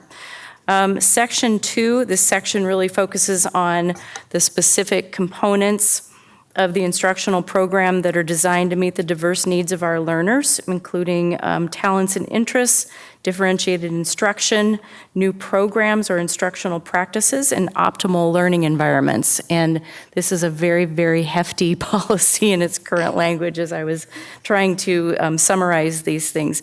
This section I would also determine to be in compliance with no change from last year. You just heard we have a really wide range of options within our CTE programs. And one of the things that I noted that we've talked about is just really wanting to make sure that students are aware of these programs and of all of the range of opportunities that they will have. And I think the work on the pathways aspect of this will help that to move along further. But that ties into our scheduling, and we talked about that a little bit earlier tonight with school start times, of making sure that we don't create barriers for students to participate in those other programs. And so they can go seamlessly from high school to a WANIC or a running start, even if it's part-time. One of the things that we've toyed with is typically all of those core classes have been at their high school, then they go for that other program to another location. And we, as superintendents that are part of that WANIC group, are talking about what else might we want to start considering dropping in at another location so that you could maybe do your specialized program plus a core class if it helps with a schedule option. So just some things there that we're working on as WANIC superintendents, but still we just have a great variety. Preschool programs, I was just going to note that we've had a recent updates about moving to our inclusion model. We're going to continue to need spaces that are ideal for early childhood programming needs. And we also, as we'll note in a little bit with our quick legislative update, that we're going to continue to press our state on funding for early childhood. That's not something that moved forward this year in this legislative session, but I think it's important as a district to keep addressing early childhood. Special education on page 18, we've referred to this already in a couple of updates, but multiple training opportunities this year to build expertise, both for teachers and paraeducators. And we know with the recent legislation that was passed, there will be some additional opportunities with the paraeducator training. Implementing the curriculum this year for students with dyslexia. That's the SIPS acronym that you've heard along the way, Systemic Instruction in Phonemic Awareness, Phonics and Sight Words. And we'll continue to work on training for all teachers to address those needs related to dyslexia. English learners, just interesting to note the growth in numbers of students served in our EL programs on page 19, and continuing to look at the nuances within that language piece for our students. Section 3, Matt, if you want to move it ahead, this section really focuses on the processes that support continuous improvement. This one is noted to be in partial compliance with no change, and it's kind of the same reasoning from last year. This has been part of a project piece for how we view that student data related to the continuous improvement process and the access that parents have to that. We're making some progress. You know that Power BI continues to be built out, but I know that's not thought yet to be as robust as we want it to be, but work continuing there. Section 4 covers the ongoing review of district programs to ensure effectiveness, and I'm going to back up because I forgot to mention one additional thing. With The continuous improvement processes, how we're aligning those as we do the revised version of our strategic plan, how we really focus in on the indicators that we will set for our results, and how that flows to our schools, to our grade levels, to our classrooms, down to a student, so that goals and processes are all aligned from a district view way to the student piece of that. Back to section 4, we'll determine that that's in compliance with no change. Like I said, we'll have an added layer of compliance in this area next year as we add curriculum specialists. We also got great feedback during our community engagement forums for areas that our programs and our strategic planning work moving ahead. But there are also ongoing processes, but after a couple questions about that, it might be how we articulate those processes in kind of a wider view. And then section 5 ensures that we're following all of our legal requirements related to our instructional program, including courses and programs. This is the same level of compliance, partial compliance, due to required minutes for physical education at the elementary level being somewhat less than the requested averages. I know there was a question about this last year. Really, from my experience, what this comes down to is there are finite minutes during the school day, and it's how we build in all of those different things with primary emphasis on reading and writing and math and our core subject areas. Some of our elementary schools have done a great job with how they facilitate active play during recess to try and account for some of those minutes for physical education, having structured play, having some things that students are doing with goal setting, with their own physical health, well-being. So that is the level of compliance that we will say again for this year. And then section 6 refers to notice of any significant changes in the instructional program, and that's determined to also be in compliance with no changes from last year. And as I'm going through these and have become better acquainted with reasonable interpretation, I find myself wanting to say, and what we mean by that is, and that's exactly the process that we need to engage in. I do think it's important to note that the report that tries to quantify all of the things that are taking place within our academic programs, we've had a lot of updates throughout the course of the year, but we have a lot of great things in our academic programs to be proud of in Lake Washington, and things are headed in a good direction. We want to make sure that we provide solid direction moving forward through our board work and the strategic plan and aligning all of those pieces together. So that would conclude my EL7 report. Okay, then with that, I will take any questions that you have of Dr. Staven to clarify or anything around the report. I don't have a question. I have a comment for the board. May I introduce it now? I'm going to do it anyway. So I don't think we've ever been in compliance with the physical education. Actually, if you're going to move to compliance, I would go ahead and say, if we have no questions for clarification here, let's move to, I will accept a motion to approve. Yeah, okay. So The motion to approve the EL7 report as presented. Second. Okay, so we have a first, a Motion's motion been made. and a second, and now I will move forward to discussion. So Director La Liberty, it's late. Hot dog. Thank you. We have never been in compliance. To my memory, in the few years I've been on the board, and I don't get. Okay, I don't think the board particularly cares, and I don't know that I do. So perhaps we need to think about changing that standard. If we're just going to have something that we're never in compliance with, and doesn't really matter, then perhaps it's something that is not a priority for the board, and we should look at addressing this. I totally hear you. The challenge is, I think that the EL is appropriate, that we don't want our superintendent or delegates thereof breaking the law. Except in this case, where the law moved on us, we had a certain number of dollars and hours devoted to PE, and then we got a new unfunded mandate before I even joined the board. I mean, we've always been out of compliance on this. Therefore, on our EL, we would have to change that to allowing discretion. I don't really want to allow that. Point. All right. There's some language in there too. I think this comes back to our reasonable interpretation of what are average minutes and what does that look like within our school day.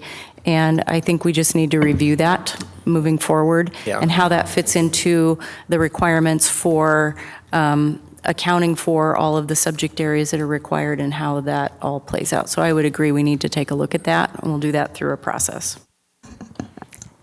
Excellent. Thank you. Every year we have this conversation where we're not in compliance and we just kind of move past it. And it just seems like. And that's fine. We can always accept a report that that piece is not in compliance, and we're in agreement that there's no plan to bring it into. And there you have the reasonable interpretation part. I just look at scans. I know. It was spilling baseball time when you can take them out on the field and to get a really tough word that's a double or a triple, and they run around the field. So with that, is there any other discussion in regards to EL7? I'm glad to hear that work is in progress on the next phase for reasonable interpretation next year. That I consider an important and appropriate investment of time. That said, I'm comfortable accepting this. Okay, so seeing no further discussion, I will call for a vote to approve the EL report academic program as presented. All those in favor? Oh, sorry, motion first. Yeah. We already moved. Sorry. We got a All motion those on the in table. favor, please signify by voting aye. Aye. Anyone opposed? Motion carries. So thank you for your work on that, and we look forward to continuing that process to get to that reasonable interpretation. So our last program report for this evening is actually it's not a program report. We moved the legislative update to this position, and we are going to ask Barbara Posthumus to come forward, and then Director LaLiberty can provide any additional update if needed.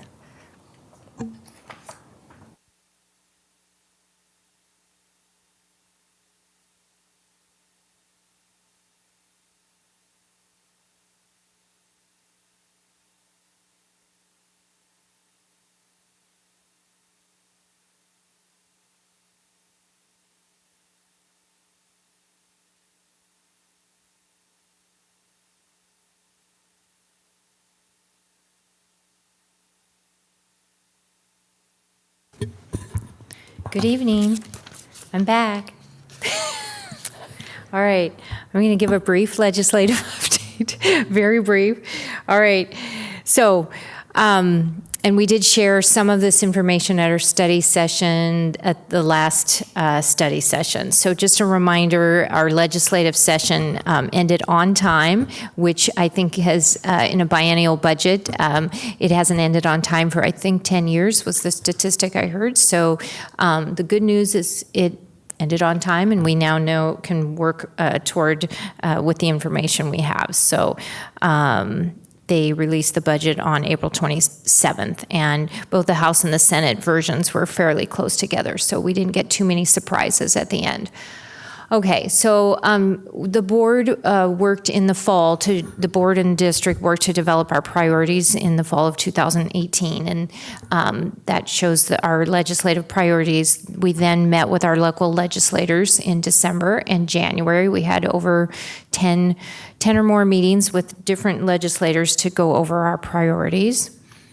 And so the upcoming slides kind of go over each of those priorities and then kind of what happened in the legislative sessions. So, so the first priority was to ensure academic success for all students, and that was comprised of 4 areas: special education programs and services and reduced reliance on local funding, high-quality early childhood education for all children, social emotional learning, allocate adequate funding to support increased training and staffing, and differentiated supports for all students, increasing fundings for programs such as EL, English language, and highly capable.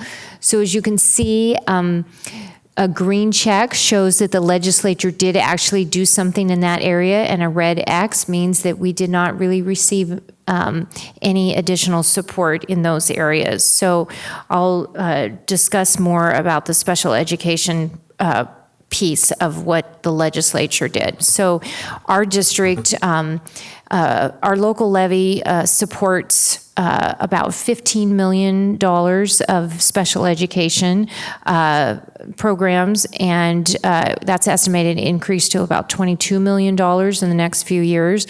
So when the legislature passed McCleary, there was this talk about fully funding education. And just a reminder that McCleary did not fully fund education. There are still things that the legislature did not provide funds to support what it truly takes to provide programs and services for students, and special ed was one of those areas. So the final proposal by the legislature did increase the funding slightly. It's a drop in the bucket to what we're currently providing as part through our levy. So they increased our funding multiplier to drive more funds. And that's just a funding formula. And then in year 2, that multiplier goes into a 2-tier formula. So there'll be a different rate for students who spend 80% or more in their general education classroom versus those students who spend 80% or less than 80% of time in the general education classroom. And we know that we have some students with severe needs that aren't able to spend a significant amount of time in the general education classroom. So we will not get it, but yet those students have higher costs. So it's a little bit interesting as far as that. And so this new funding formula provides about $1 million, and we know that the new funds won't really provide any new program money. Those funds will be needed to provide for the expenditures that we are already providing for our actual costs of our current students. So. So just a last, the proposal also increases funding for special ed safety net, and that is a program where districts apply once a year for all their students who are high cost. And so we go through a very significant application process and apply for over 148 students for high cost safety net. And so they have increased the funding. We don't know how this will impact us yet, but they've lowered a threshold, which allows us to access our safety net funds. So the other piece that it falls under the Ensure Academic Success for All Students was a bill that was passed, Bill 1638 on student health, which eliminates personal exemptions from the MMR vaccine related to measles. And so one of the potential impacts of this could be an impact to enrollment. We have approximately 2.6% of our enrollment that has personal exemptions, or 780 students. So if those families choose not to enroll in school because of this elimination, then that could have an impact to us. So the next priority area was to maintain flexibility to meet local community needs and priorities, and to protect our local voice in community education, and specifically maintaining our authority to collect our local dollars to fund needs above and beyond basic education. So McCleary made significant changes to the operation levy, and so the current law changed the levy formula to provide the lesser of $2,500 per pupil, or $1.50 per 1,000 of assessed valuation. Lake Washington, for us, the lesser is $2,500 per pupil. We actually, due to the anticipated increase in state funding, we actually asked less for the amount authorized in our February 2018 election. So this chart shown here, our per pupil amount, if you look at the very last row, is right now about $2,052, and by 2022 it will be $2,183 per pupil. The new, in the blue box, the new proposal for the state changed the levy law to the lesser of $2,500 per pupil, or $2.50 per 1,000 of AB. That, for us, that does not change the $2,500 2,500. So we aren't impacted by 250, but those districts who have lower assessed valuation, that will allow them to collect additional local levy dollars. Okay, so the other areas is providing for safe and innovative learning environments. Our legislative priority, we wanted to make sure that there was a simple majority for all school finance issues and eliminate the supermajority for our new construction and bonds. That unfortunately did not make it through the legislative session.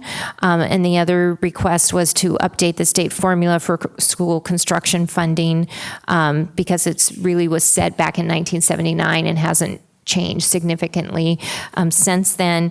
Again, that did not change. They did pass some funding for small school districts and rural school districts, but that will not impact us. So the other thing that was not on our, not specifically on our legislative priorities, but is the legislature did provide additional funding for regional school safety coordinators. So all of our 9 educational service districts will have a safety coordinator, and they will assist districts with prevention, early identification, intervention, and safety services. So again, we don't know exactly specifically how that will impact us, but we will have a resource at our ESD. So the last area is recruit, hire, and retain highly effective personnel. And so our request was to fully fund the true cost of public school employee compensation. And within that was to continue to work towards an adequate compensation model for school employees, because the McCleary decision basically eliminated the teacher salary schedule and changed how teachers were funded, and we wanted to maintain regionalization, and then we wanted to also provide adequate funding for the costs of SEB and consider delayed implementation. So they did maintain the regionalization as part of the funding program. There was no changes to compensation models for employees, and then they also did not provide adequate funding. They implemented SEB but did not provide adequate funding. There'll be significant local costs with SEB, and again, the next 2 slides just details about SEB. So they provided funding to implement the state portion of SEB in January 21, and that moves all of our district staff to the statewide benefit program. They provided enhanced benefits for part-time employees. During this process, the original cost of SEB statewide was $900 million. They lowered those costs by changing their assumptions to lowered the cost of $500. And our concern is that in the long term, those costs will continue to go up. And as I mentioned, SEB will require significant unfunded local costs from districts. They didn't provide full funding for the enhanced benefits, nor did it provide any funding for transition or training. The other piece that was provided in the legislative session was paraeducator training. In 2017, a bill was adopted that required additional training for all paraeducators, but it was subject to appropriations. So in the biennial budget, they did appropriate some money. It will not fund the whole cost of the program, unfortunately. So it will require 2 days of training, and districts will be reimbursed at the end of the year through a grant process, but we really don't know what the funding model is or how much will be reimbursed. So as I mentioned, the paraeducator training is 2 days of training is required for all current and newly hired employees. And just a reminder, when the state defines paraeducators, it's both our instructional assistants and our special ed paraeducators. There are additional annual training requirements once the initial training is completed. We have only over 700 paraeducators, and we hire over 300 on an annual basis. So turnover right now is high, and so the ongoing training will be significant also. So the other thing the state did is the professional learning days for teachers. The proposal includes the planned increase from 1 to 2 professional learning days for teachers, and the third day will be funded in the 2021 school year. Oh, and that is it. So. Thank you very much. It was helpful to sort of see where those legislative priorities that we had at the start and where we finished. So Director LaLiberty, do you have any? I only have one thing to add, and that right now is for the board, if we want to submit any proposals to WASDA to add new positions to the platform for next year, we have until May 10th to do it. They're already working on that. What's that? I said they're already working. That's right. I would say that the majority of historically the board's priorities are positions that WASDA has. But I wanted to make sure that the board was aware that we have the opportunity, and indeed individual board members have the opportunity to submit positions through the WASDA website. There's an online form. So throwing that out there. Excellent, thank you. One last thing for the board to think about in terms of, I know it's 10:19, but. You're the one who turns into a pumpkin. Go ahead. Yeah, I already am. Maybe I just went babbling. I think that the board, we should think about how the board interacts with the legislature, in particular, our structure for what the legislative rep role is and how we want to interface with the legislature. Unless a board member takes on the role who does not have a full-time job, I don't know that the capacity is there for really a board member to be the interface. And so I think we may want to build that into our work plan to think about how we're going to do that. I'd really like us to consider doing that because I think it's an important role for the board. And I don't think it's one we're doing effectively. So we can look at adding that into the work plan as to how to better be able to do the legislative work effectively. Okay. Well, we have discussed having a full-time public affairs person. Excellent. So hold that thought, we'll put that on, and that will be a further conversation. So I think, Barbara, we can say thank you very much. Yeah, thank you. Appreciate the work. Also know there was a lot of work behind the scenes going on and talking and informing in different places. So appreciate all those efforts that went in to stay on top of it. It was a moving target up to the last day. So appreciate that. Thank you. So our next step is a superintendent report. It should only be half hour, 45 minutes or so.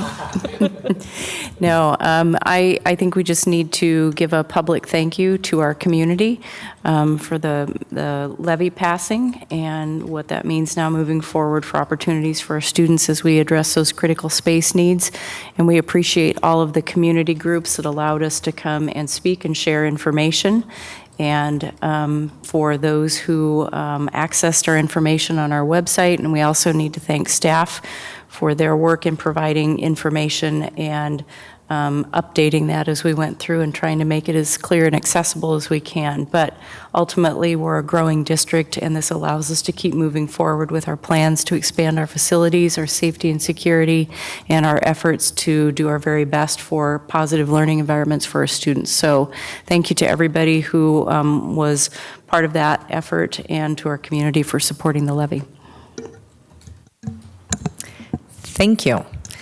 And so with that, is there any board follow-up? We do have a future agenda item of looking with legislative work going forward. Any additional comments?